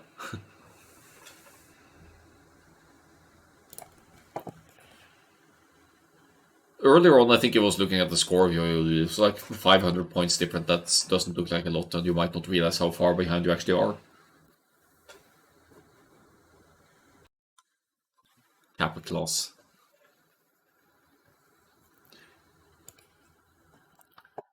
So this is a best of 7. We're at 4-4 now. No, 2-2 now, which means that we're at least have 6 games here. Should be interesting. Let's toggle these civilizations here. Antox losing that one to the mighty Vikings, proving good on Water Nomad here. And that's also Shinshenko taking the second home map, or yeah, winning his first home map, so to speak. It's going to be African Springs or Chaos Pit next. So both quite open land maps, which in the case of yeah, I would see Saracens shining on Chaos Pit with their market bonus, and would have, yeah, not so sure about the others.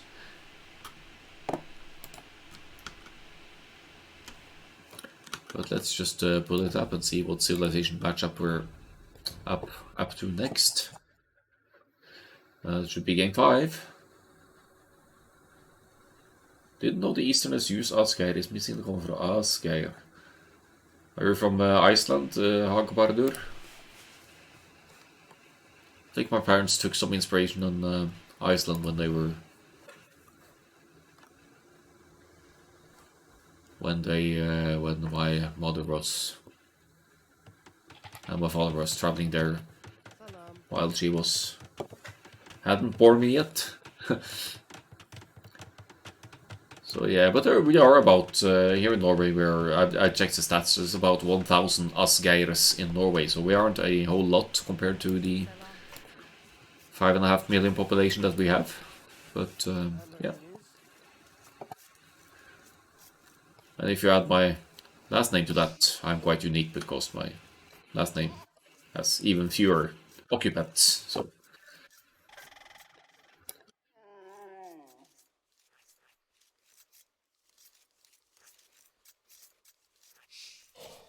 And yeah, we don't have any of these commas or these letters anymore. We only have A, U, and O. Hagbardur. Anyway, to the game. This is African Springs. Shinshenko as the Hindustanis for this one. Antox with the Tatars. This screams Scouts game to be honest.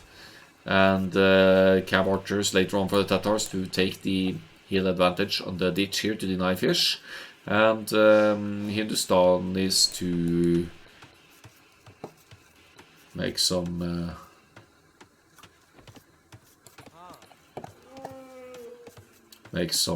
camels here. Ah, you should be Hagbardur. Yeah, I'm not sure if you can get that sound correctly. I know what it's supposed to sound like. That letter. The.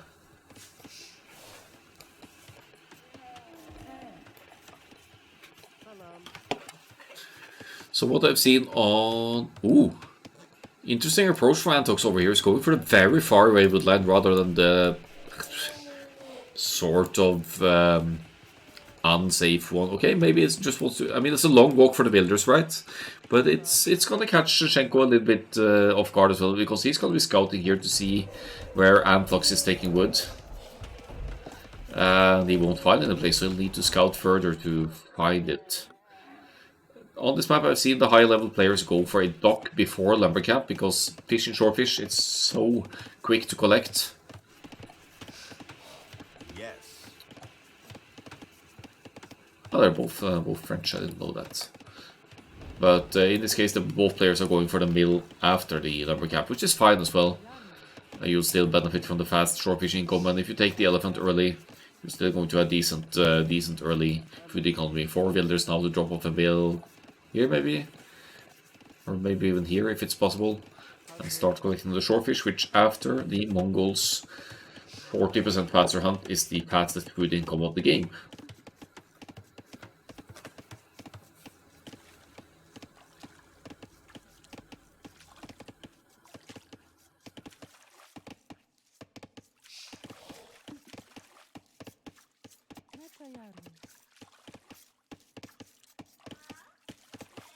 So both civilizations access to Hussar, Tatars with a unique technology, slightly stronger Hussar.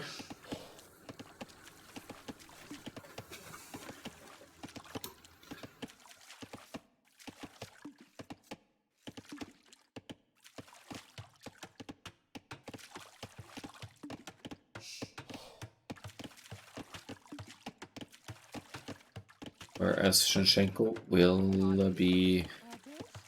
Ooh, he's going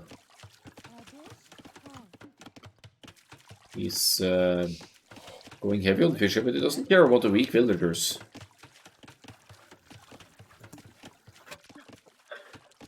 Okay guys, I hope you are back. Looks like that on my second screen. You'd think in... I live about 25 minutes by the subway to the center of Oslo, the capital of Norway. You'd think the internet was decent here, but it's really not. But we're back, and we had a little cut off there, but hopefully the recording for YouTube will still be intact with that little drop there. So, and you didn't miss much, thankfully. You missed Shevchenko sending some weak villagers out to fish. That's dangerous, you know. Men-at-arms and scouts and these guys, they're going to be sniped by, yeah, very easily. He's going for a Drush approach here. Drush archers, presumably, then.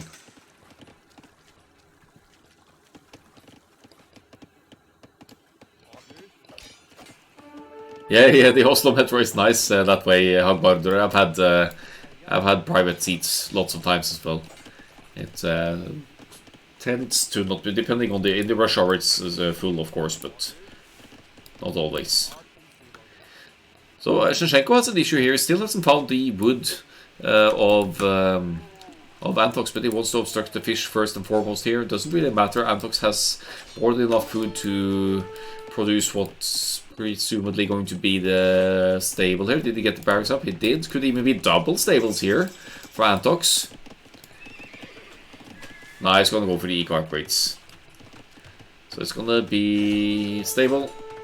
Could even afford a blacksmith, but it's probably going into a few farms or a mill on the berries or just more mills on the fish here. Drush not doing too much, but Shevchenko is about to go to the next stage. He's also with 4 on gold, so he could, if he wants to, invest into the men-at-arms upgrade here as well. But he's actually making more men-at-arms, which is a peculiar approach, but he's seen the stable as well, hasn't he? So mixing in some more soon to become men-at-arms and some spearmen maybe later on will make it hard for Antlox's scouts to engage, even with a little bit of bonus attack from the elevation with the Tatars here, as could be seen just now. Men-at-arms, just a few. Yeah, just about half a minute away there. Only 2 scouts out for Antlox. Did get the faster feudal age, but had to deal with the Drush and has to keep the armies close to home now. Here comes the range to start producing some archers and or skirmishers to deal with Shevchenko's eventual follow-up here. For now, is adding spears. He's determined to just mass men-at-arms here. It's 2-2, so he's not got any significant lead yet either. He's queuing. It's just here come the archers. Okay, never mind. So he's queuing some spears to deal with the scouts of Antbox and keeps the extra men-at-arms to more quickly take down buildings or force repairs, idling most, if not all, of the food economy of Antbox here. Scouts try to get engagements here. You don't want to fight them uphill. They are Tatars. But the men-at-arms arguably getting value as well. No, are they? Maybe they aren't, because they haven't got a single kill yet. But looking at the eco efficiency, it's higher for Shinshenko, right? So he's in a decent spot here. That's and Blacksmith comes in clutch there, obstructing the pathing a little bit here. Could have pulled up a quick house here as well. That's 5 scouts now engaging for Antox. Where are the spearmen? Where are the men-at-arms? Will Antox multitask enough to keep the aggression away while being forward here? He's going to get some eco kills, but its idle TC time is higher as Shinshenko chooses to fight the scouts here with villagers. Manages to keep the weak one alive for now because Antox is attacking the wrong one, but got the weakest one in the end there. That's 2-1 KD now, but food, fish situation, not looking too great for Antox over here. Shinshenko still didn't spot the woodline. So Shinshenko will not be able to deny Antox's wood income just yet, but that's not the main goal either, looking at the food-heavy army composition here. Could benefit from a forward power here for either of the players, just to completely deny the gold income. If you're able to sneak up a tower somehow on the gold source, then the players would need to move out towards the edges to access more gold.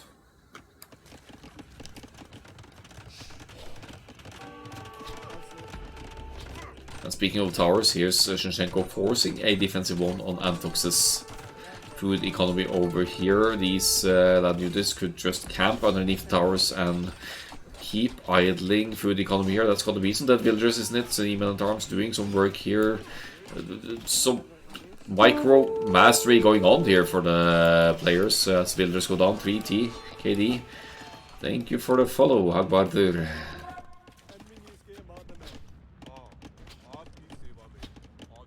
Did we get left poke here? Spearmen on either side. Shinshenko establishing the eco lead here now. That's because his idle this time has been at an absolute minimum, and his food source has been contested way less than is the case of Anthox over here.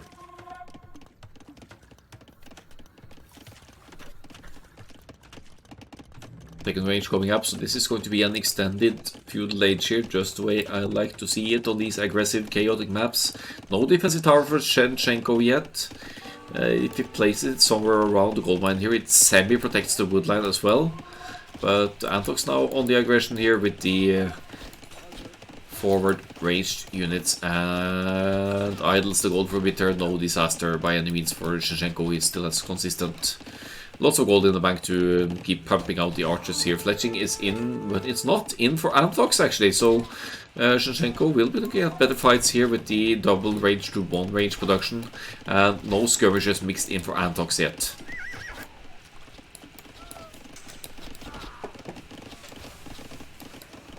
Back on the gold. Army advantage for Shinshenko now. More gold invested. I think he wants to... Oh, he didn't even scout Anthox's gold yet, but it's hopefully gonna find it very soon.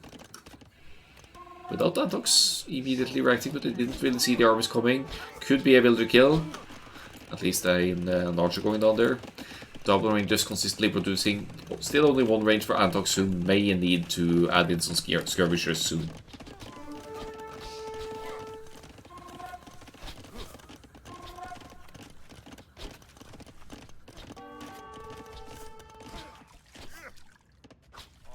Lobau is placing one stray archer up north here as well to possibly even get a villager, but mostly just to annoy and idle economy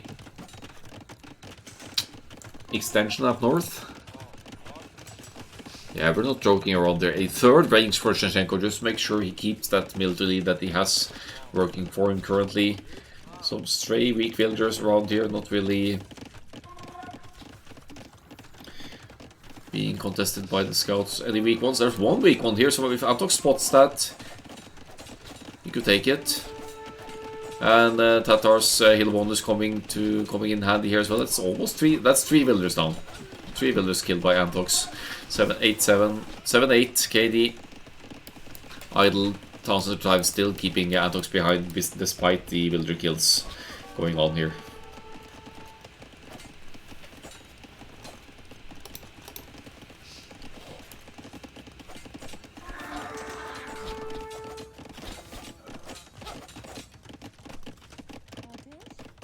It's mostly going down in the middle. Shinchenko still not on the woodline in the back here. That should be quite safe for Antox for the time being. Is down, stoned, didn't mine any stones, so can't make any more defensive towers if the archers or Shinchenko's army somehow find the woodline eventually. And the upgrades, so yeah, +1/+1 on the scouts, so you can't fight them with villagers exclusively anymore either. Score almost dead even here, but Shinchenko still in a better eco situation, and rather than pulling his armies back to try and find the scout, he's going on the offensive with a large group of archers here. Could take out farms, could take out a lot of fishers here, doesn't even need to worry about power fire all that much if he gets close enough to it. Scouts getting value, and they've been killing 6 villagers, that's 4 or 6 units. 3 villagers, 3 military units. It's all about the sides here. Such fast food income with the shortfish over here, so you won't deny that. Neither player anywhere close to the castle age. These are the resources needed to go to the castle age. Because they have to field armies to stay alive here, basically.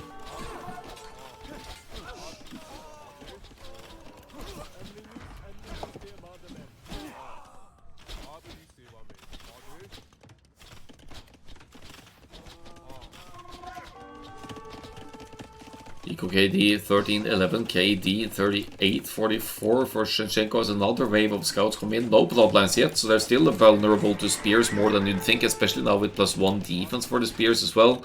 Archers both left and right for Shinchenko. He has a massive military advantage here, which might just be what will win him the game here in the end. Gold situation for Antox is mining gold in the back here. Not sure if Shinchenko saw that or not. I don't think he's seen the gold miners moving to the back, but there's no stone to replace another defensive castle. So unless Antox buys stone for a defensive tower, this gold and this woodland is very much exposed at this point.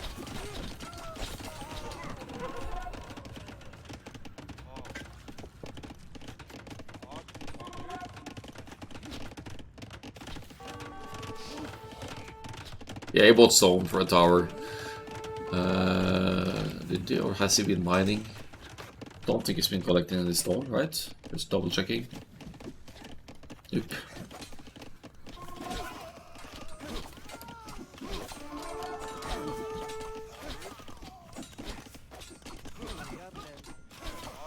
Spearman defending the archer line unit, it's also kind of acting like a meat shield or a distraction in front of the others here. Looks like Shinchenko's investing in some scouts as well. Now he's getting close to that castle age transition because he's, for the most part, kept his food income on the mills in the small ponds here consistent and protected.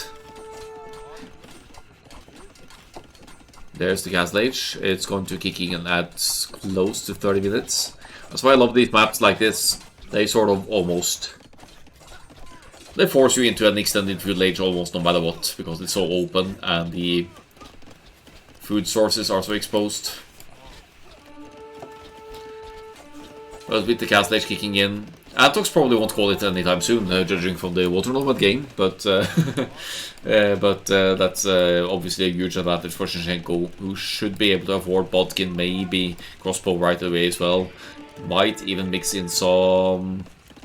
I think it makes more sense with light cav than with camels here, actually. Yes, there are some scouts out, and the camels will do decent against skirmishers, but light cav will move faster and still do well against the skirmishers for the map control. And he already has some scouts out here, Shinchenko as well, so light cav before any camels investment, I'd say.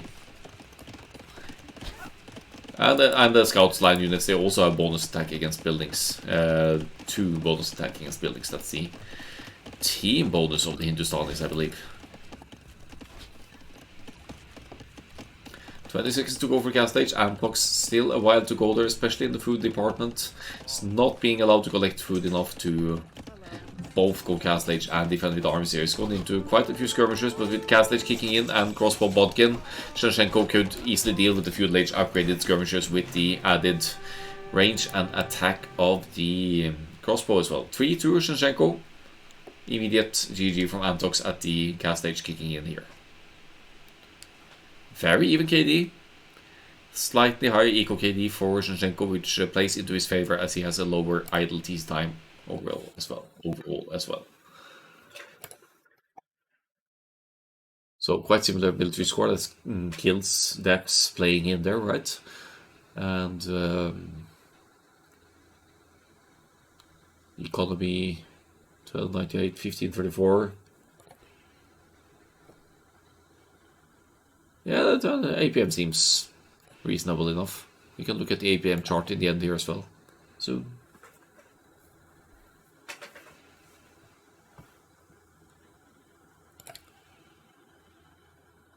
Gastlage as the only player for Shanshenko here. Society scores should show more villagers and slightly more villagers. Totally creative Antox actually. And some APM peaks. Yeah, there's actually only one peak with 169 here. I don't know what was going on there. Maybe we should have a look at that. What was going on? Retasking villagers maybe? I don't know.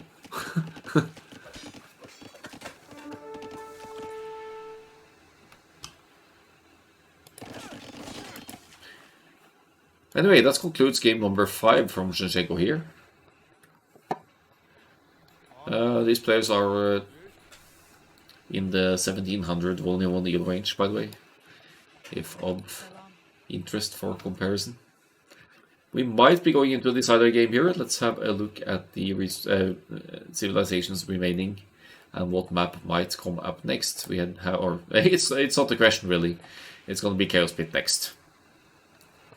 Now for Chaos Pit, I believe mainly in Saracens here for Antox. Could be Khmer for a sneaky fast up into whatever as well, but Saracens with the market will be able to go to cast stage much earlier on Chaos Pit because of the cheaper market and the fact that there's no gold in the middle, so you could just sell some, go cast stage, and punch away with cast stage units to gain an advantage on Chaos Pit. Shanshenko is with Mayans, Aztecs, and suppose Portuguese as well. So Portuguese gold discount may allow them to go for like a 4 militia rush. Potentially. Nah, they can't go men at arms for that, I think. But Alliance Aztecs, stronghold rounders. Aztecs could go men at arms towers actually, because they start with 50 extra gold. So let's just have a look at what they bring us for Chaos Pit.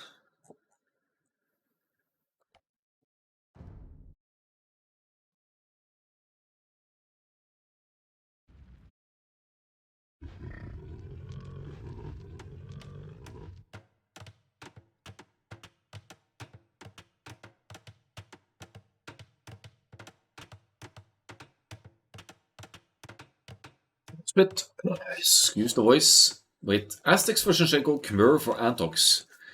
That is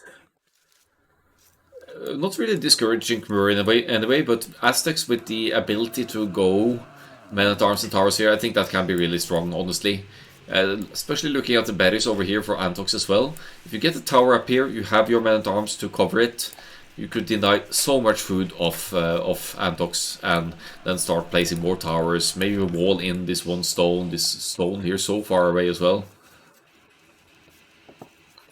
And Aztecs produces military more quickly from their barracks or any military building as well. So that certainly helps. Speed up the early infantry opening. So this map starts with 2 berry patches. In Antox's case, you could almost justify 1 mil, but yeah, you'll need to remill both of those. Might not be ideal to have both on the same side, because one tower and both of these are denied. You need to chop through the woodline to get to the golds on this map. They're all around the edges, but you need to get through. So I was going to say, why is Antox on straddle trees here? And I think the idea is that he wants to go for a super quick village here, apply some heavy early pressure on the Aztecs, maybe beat that early Men at Arms investment, or not early, but that Men at Arms Towers investment on Shinchenko, if that's the plan here. Wait, now he's moving out. Yeah, heavy food emphasis regardless, or everything. Already eaten 3 of the deer, pushing in the 4th one as well. Aiming for a much faster castle age and the Aztecs here, but then getting the lumbercamp up that late. Not sure if that's going to do Antox any favors here. Looks like a good placement for chopping through efficiently. Triple layers of wood here. It's 4 lumberjacks for Shinchenko and tasking 2 villagers each to chop the trees here to get quickly as soon as possible. You need to micromanage your lumberjacks a bit on Chaos Pit to get through as smoothly as possible.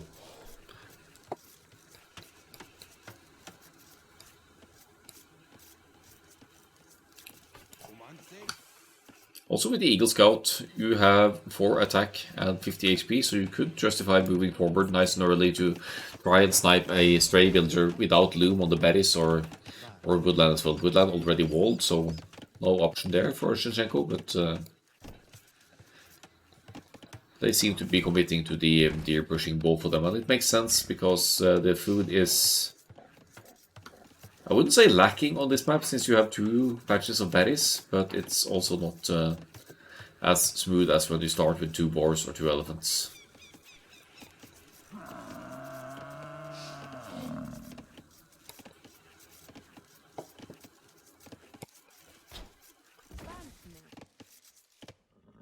Antox has spotted the woodline of Shinchenko, so he knows where to engage if he's going for some early, whatever the aggression might be here. The mill is up to start producing the berries, and it's walled in, but again, 1 tower here, you deny both patches of berries, and the small walls aren't going to do anything about that. Scout taking a couple of early hits here, as well as, since Loom isn't in yet, you could justify trying to take out 1. Oh, that's going to be inefficient. Wait, can they still drop off? They can't drop off wood now, can they?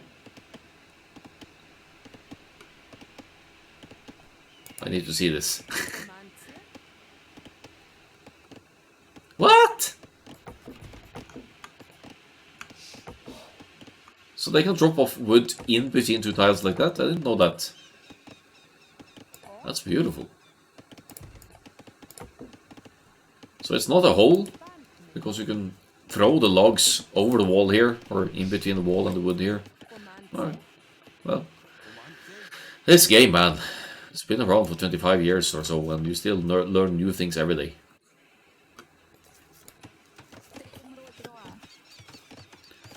Smart move from Shinchenko there. Antox doesn't seem to be a hurry to get to the wood here. It indicates that he will be going for a food-heavy opening like the scouts and skirms, and skirmishers have range as well, so even if you quick wall or small wall out the scouts, the skirmishers will still be able to, if not kill villagers, to idle them on the resource posts. Yeah, it's pretty amazing that they're not bumping into each other all that much as well. Oh, there she is. It's not optimal. But now they're gonna finish this one, and they will be... Okay, there's a while to go still. Feudal Age, 20 pop for Antox. Stable goes up. Shinchenko right around the corner on Feudal Age as well. He's got 40 gold left after investing into 3 militia, and will quite obviously be going for the Men at Arms here. Did not go to stone. So it could be Men at Arms and skirmishes. It could be just Men at Arms as well, for whatever reason.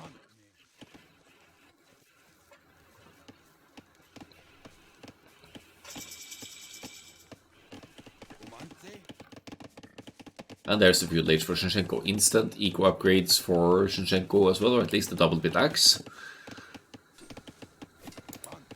Let's see what the Men-at-Arms can accomplish here. Men-at-Arms skirmishes it is, unless it gets through here, but that's going to take another 90 wood to chop, so for now it's going to be only the Men-at-Arms. We'll see how much that will accomplish. At least Shinshenko is going to get to the gold much earlier here. It's almost through, whereas Antox still has 2 layers of wood to get through.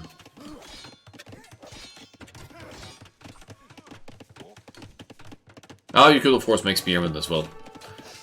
Skirmishers, Spearmen, and yeah, no more Men-at-Arms. Oh, quick wall fail there. That's gotta be 1 villager down. Nice pick off for Antox there, but the micromanagement comes at the cost. 105. Idle this time there for the red player. That's 1-0. Eco KD. Shinshenko isn't getting through yet, but he adds some trash units here as well. And once the first skirmisher is out, it's probably going to go over here as well. Now, Shinshenko is kind of forced into using Men-at-Arms and possibly and likely his own skirmishers to fight skirmishers here. He will not be able to afford pledging anytime soon, which Shinshenko with Antox will, with not having spent the last remaining 50 gold that Shinshenko did. So skirmisher versus skirmisher fighting, this is playing into Antox's favor here, who does a decent job at playing the scout's mobility into some resource idling as well. But here comes the skirmishers. Will idle most of the berries income here. Farming income on the Khmer, that's no joke either. That's going to bring in food for you pretty consistently, even if your berries get contested here. And skirmishers without fletching especially, they will take 20 hits, I think, to take out a builder or something like that. 25 even, maybe. One skirmisher, that is. These are 3, so it goes a little bit smoother, but... yeah, we have the Feudal Age aggression again, and Shinshenko proved some Feudal Age power in the previous match. He's no slouch here either, as Antox is back on the food. 1 weak builder there, but Shinshenko will struggle a bit to target the particular one, I think, and that shouldn't really be what's on your focus either. They're almost matched in military here. The Men-at-Arms, the strongest unit of those. But Antox arguably with better mobility here, with the Scout Cavalry moving at 155 piles per second, whereas the Eagle Scout only has 110.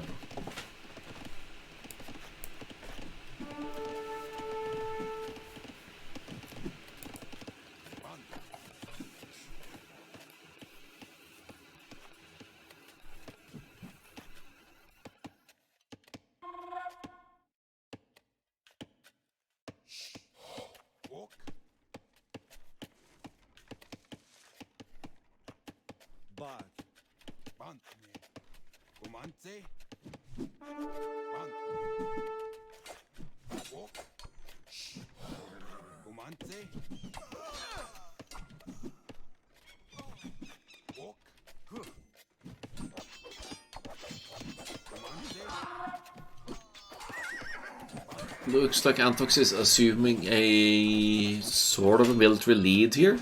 Men-at-Arms still alive. They deal well with all of these units, to be honest. So strong Feudal Age units right there. The Shinshenko just needs to keep the aggression away while now getting access to gold. I'd say he could go into archers here, but there are already skirmishers on the field, so maybe you want to go into Eagle Warriors straight away as well. Or more Men-at-Arms. Shinshenko loves his Men-at-Arms. Added some additional ones to the previous game as well. Nice. Giving the infantry units some love here.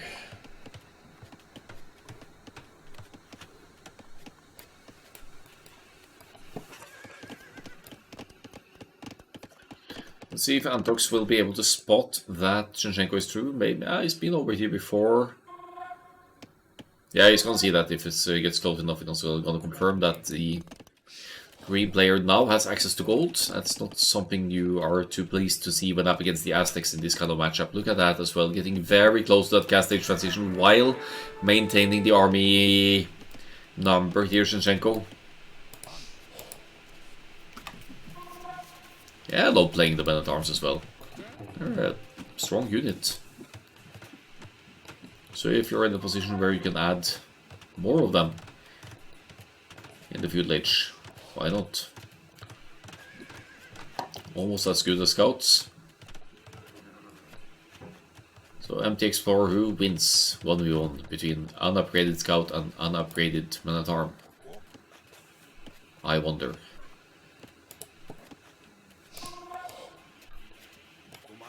Just some food for thought there. I'm not sure how it plays out with full upgrades, but I'd still say the men-at-arms would do decent because of their scouts, because they're faster. That doesn't count. Doesn't count. Fleeing away from battle, that doesn't count. Nah, but scouts are fun. All-in scouts with any civilization. All-in fuel age scouts with mesoships is fun as well. 1 minute 30 seconds to go here. Shinchenko behind in village account, but that's also because he's going up to the next stage. Got a little bit of diminished worker efficiency here. What's with the... Oh yeah, 0 stone because Antox sold the stone to go cast stage. That's a smart call here, recognizing that Shinchenko is probably up.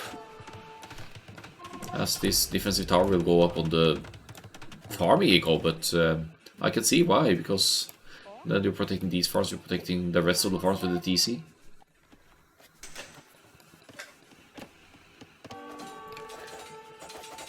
Few, if any, civilizations beat the Khmer farming economy though. Post-Fall economy, maybe Slavs farms as well.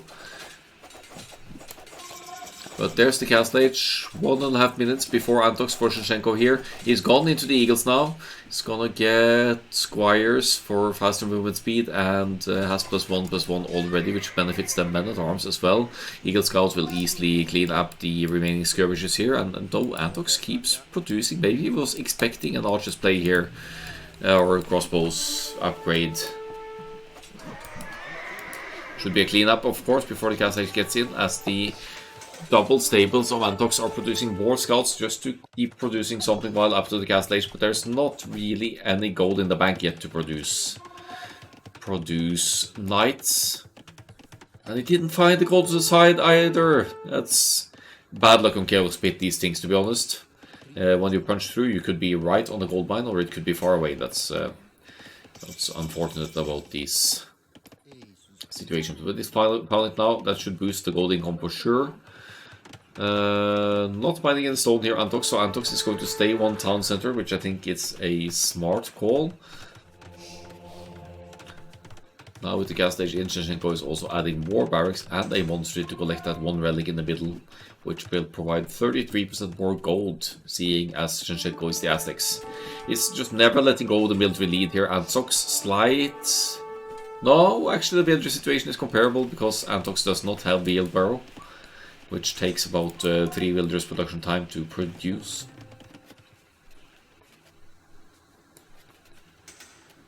Would be fun to see some redemption monks converting the buildings here, convert the stable maybe to get the access to the Solotl warrior as well.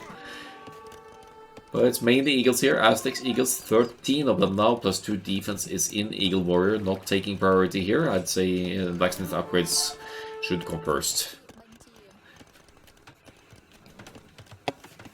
Eagle Warriors get, or Eagles in the cast stage onwards get some bonus damage against the cavalry as well, so you'll need a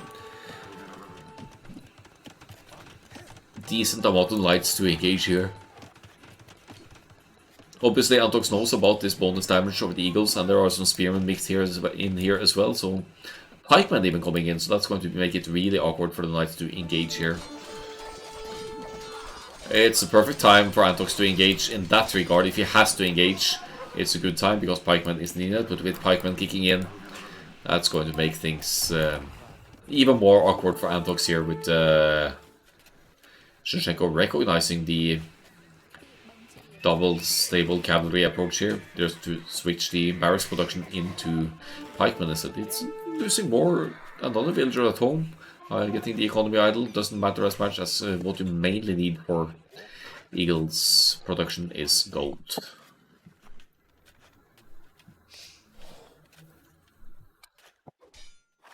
Is this the death flow? Here comes the forward siege workshop as well. We've been mining a little bit of stone here, so town center on the stone could mean stone mining for an eventual castle for Antox, who is patiently massing up the knights at home as well, with only one defense, no attack. And there's still Eagle Scouts, to be honest, but with the pikemen with almost full upgrades mixed in, it's still going to be pretty nasty to engage here for the red player. Just because of the upgrades. If the knights had +2 defense +1 attack now, that would be a no-brainer to clean up this army. But it's not the case. So we have a little bit of a relic yoink over here that goes back home to bring in a little trickle more for the Aztecs here. Men-at-Arms still alive. Power unit, guys. 2 men-at-Arms at almost full HP.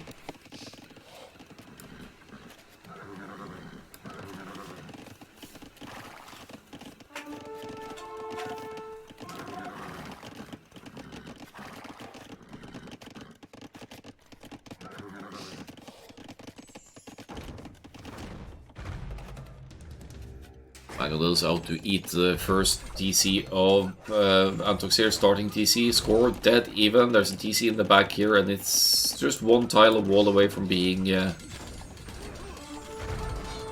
from denying the Eagles entry. If Shinshenko somehow recognizes that, he could go into raid with the Eagles as well. Couple of monks could sway the fight significantly here, but it's not a horrible engagement for Antox. He cleans up a lot of units here, but with I think we got 1 or 2 conversions here as well. Yeah, 1 Aztec Knight here at 1 HP. But that could be healed up by the monks, of course. Yeah, trading armies there. 12-7 is the army count now with Shinshenko.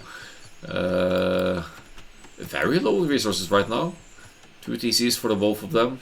Keeping at least 1 TC running. Eco advantage Antox, military advantage Shinshenko still.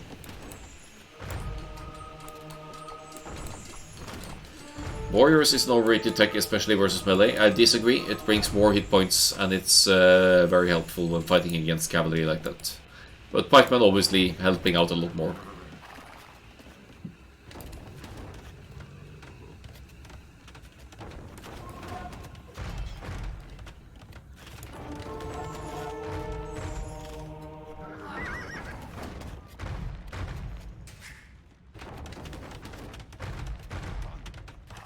More monks trickling in here, which means that the knights are in danger of being swayed to join the other army. Eagles have conversion resistance, so it's pretty darn hard to convert eagles with monks.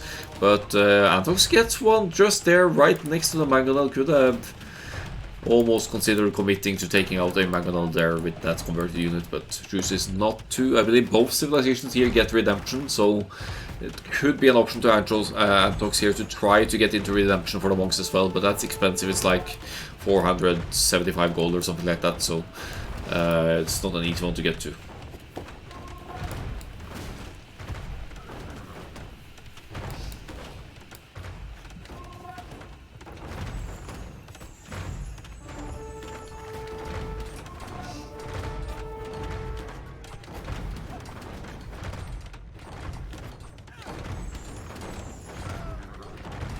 Mike's behind the Mangonels here. That could be a bit unfortunate against the cavalry armies here, but looks like the town center will be going down, which means that the Eagles are free to roam in. Here comes Sanctity for the monks as well. Will boost their hit points.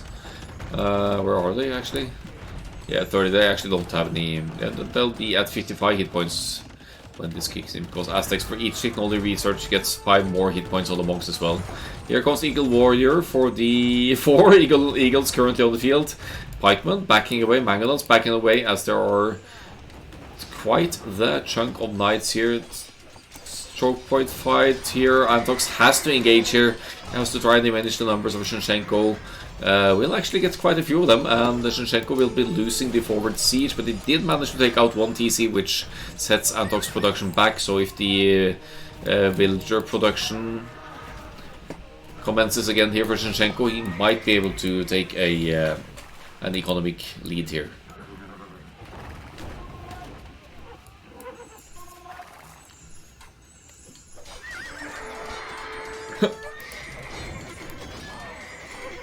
Monk's not able to convert yet. Mangonel's going to have to take some responsibility against the Knights here. And... managed to save both Mangonels there for Shinchenko.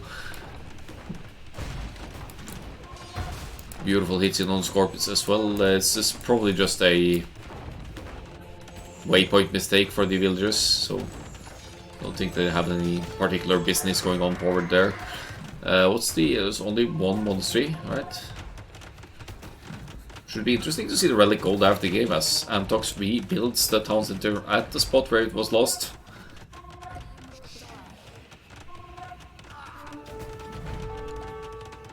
Still keeping that villager lead behind all this pressure, which I find impressive for the Khmer player here. Stone wall, is that the... That's not the hole, okay.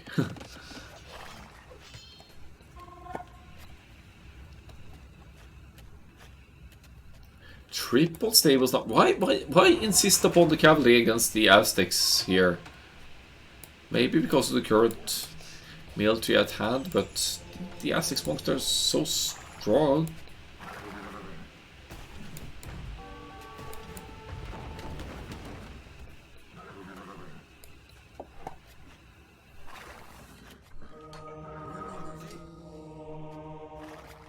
Pikes numbers at 15 now.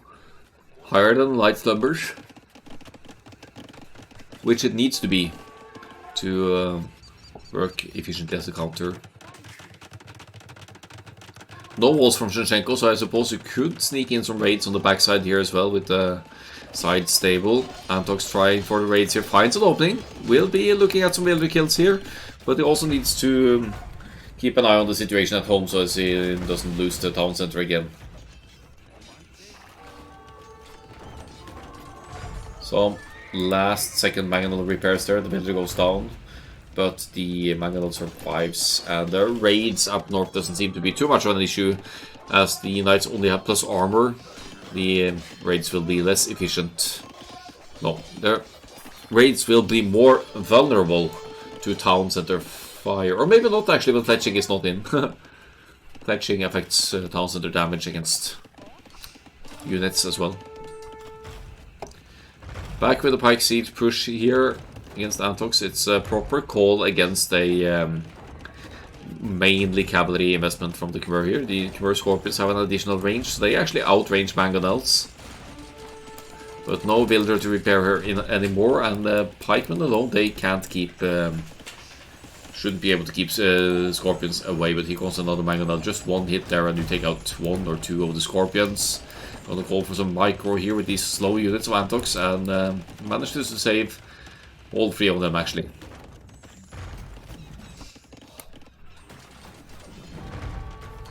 Great unit control from both players here, making the most of the mobility of the Khmer Knights here. Some stray Knights raiding the economy at home base, while keeping his head at home base against the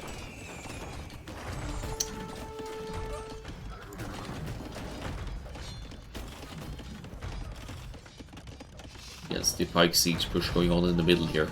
Shinchenko still behind in economy, but he also has the Aztecs bonus of carrying 3 more resources per trip for all of the game, so that could mean, yeah, he's still behind 3k in resources collected, so yeah, Antox in a better spot overall.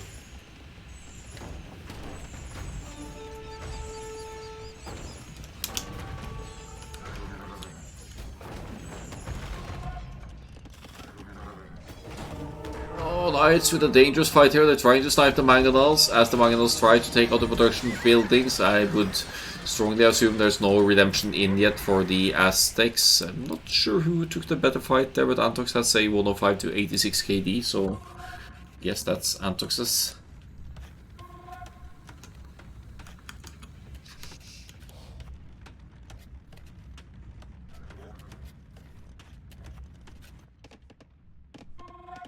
Once again diving in for the race, playing mobility. Very well here, Antox. There are pikemen to defend zone, so Shinchenko is on point with the defense here as well. These knights will go down before they can do any proper damage. 12 knights against 23 pikes, that should be the pikes fight to win, but there are scorpions. Scorpion knight against pike siege. Good one for Antox as long as Shinchenko doesn't have redemption and can convert scorpions from a distance with the monks.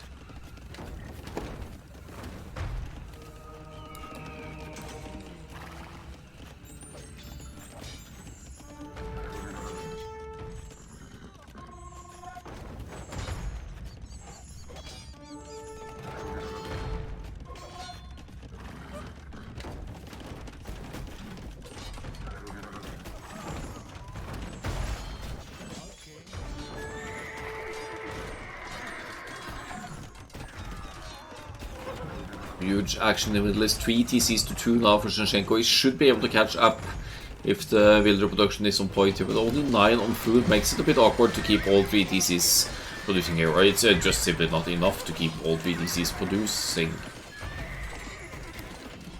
Quite a bit of wood here that could be turned into farms to change that. It's mainly trash units going down here, so Shinchenko is also conserving gold that's being collected here to go back into more gold units later, but he's certainly doing damage with the current push here. Even though the siege weapons go down, he never lets go of the gas pedal here again.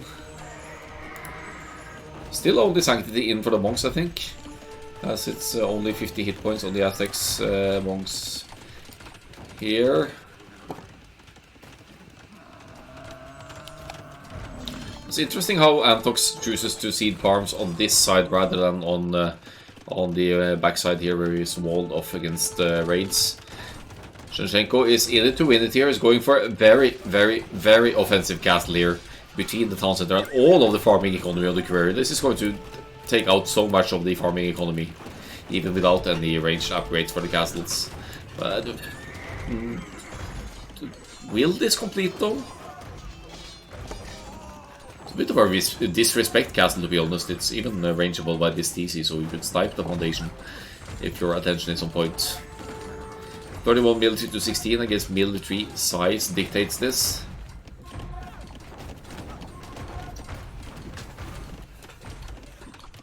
And yeah, he goes for it. He goes for it.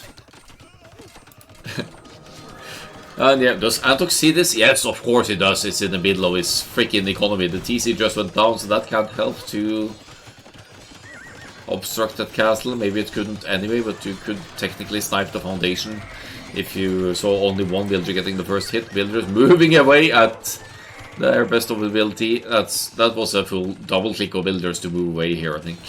But the castle completes. Bye bye Khmer farming economy, and Antox needs to rethink everything here at this point. It's quite open as well, so he is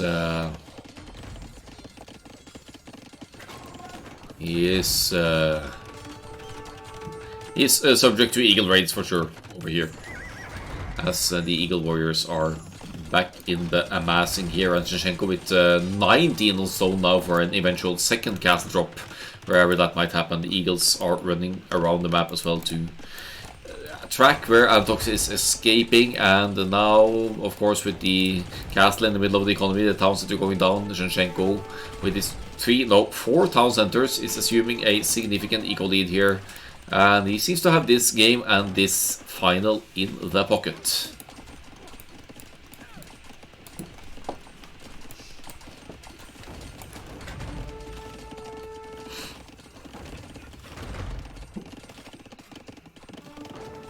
Still farming space in the back for the Courier. There might be comeback potential. There is 83 villagers left, but I'm concerned about the middle situation here where eagles could dive in and raid. I'm worried about another castle drop somewhere in this area, idling 2 TCs. Red made mills. Yeah, looks like it.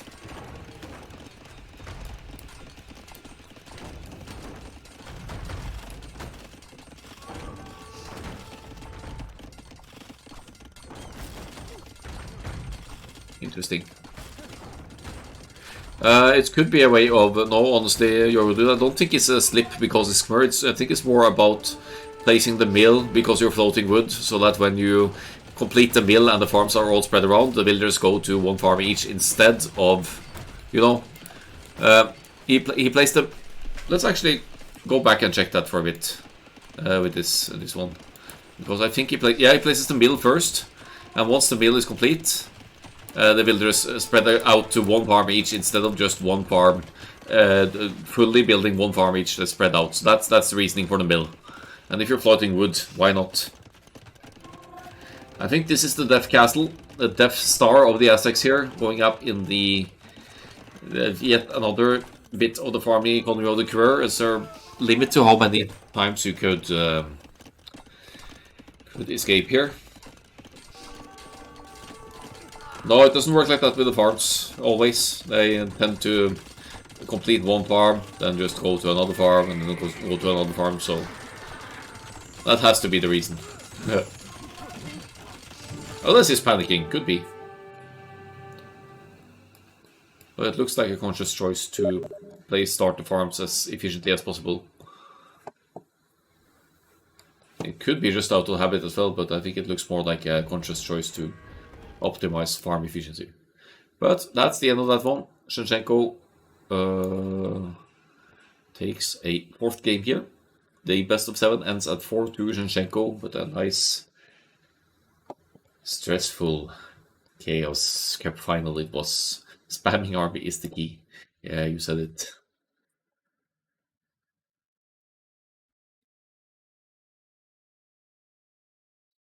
You're 99% sure it works with farms. Try that in the heat of the moment too. It's not consistent in my experience. Sometimes it works, sometimes it doesn't. Better to drop the mill. GG's to Shinchenko. Thanks for stopping by as well. More than almost 2 months after this set was played, unfortunately. Yeah, I'll try to get better at that in the future. It's good motivation now to have the internet working again.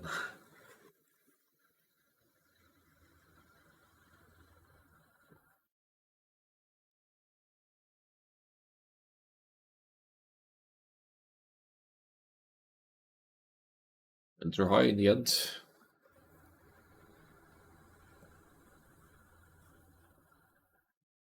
GG well played.